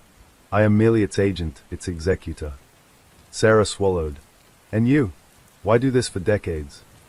"I protect the legacy," he said quietly. "I ensure the creek's rules are obeyed. It has a memory, a rhythm, a purpose. Those who fail vanish. Those who survive carry its truth forward." A sudden gust of wind swept through the mill. The sound of rushing water echoed, almost alive, filling the room. Sarah realized something terrifying. The creek was aware. It was watching. It was testing her still. "I've followed the creek," Sarah said, voice rising. "I've mapped the mills, the paths, the patterns. I've survived the tests. I understand now. The legacy, the rules. I'm ready." The tall man's eyes glinted beneath his hat. "Ready or confident? The creek punishes arrogance." Sarah stepped forward. "I'm neither. I'm determined. I'll see this through." He nodded slowly. "Very well. The final lesson awaits." The spiral staircase led them into the basement. The air was damp and thick with decay. Shadows danced across the walls, flickering in the beam of Sarah's flashlight. She noticed the walls lined with photographs, carved names, and objects meticulously arranged.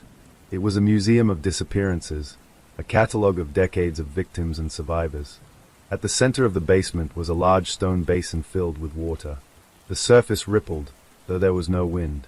Sarah felt a pull, a cold, unnatural force.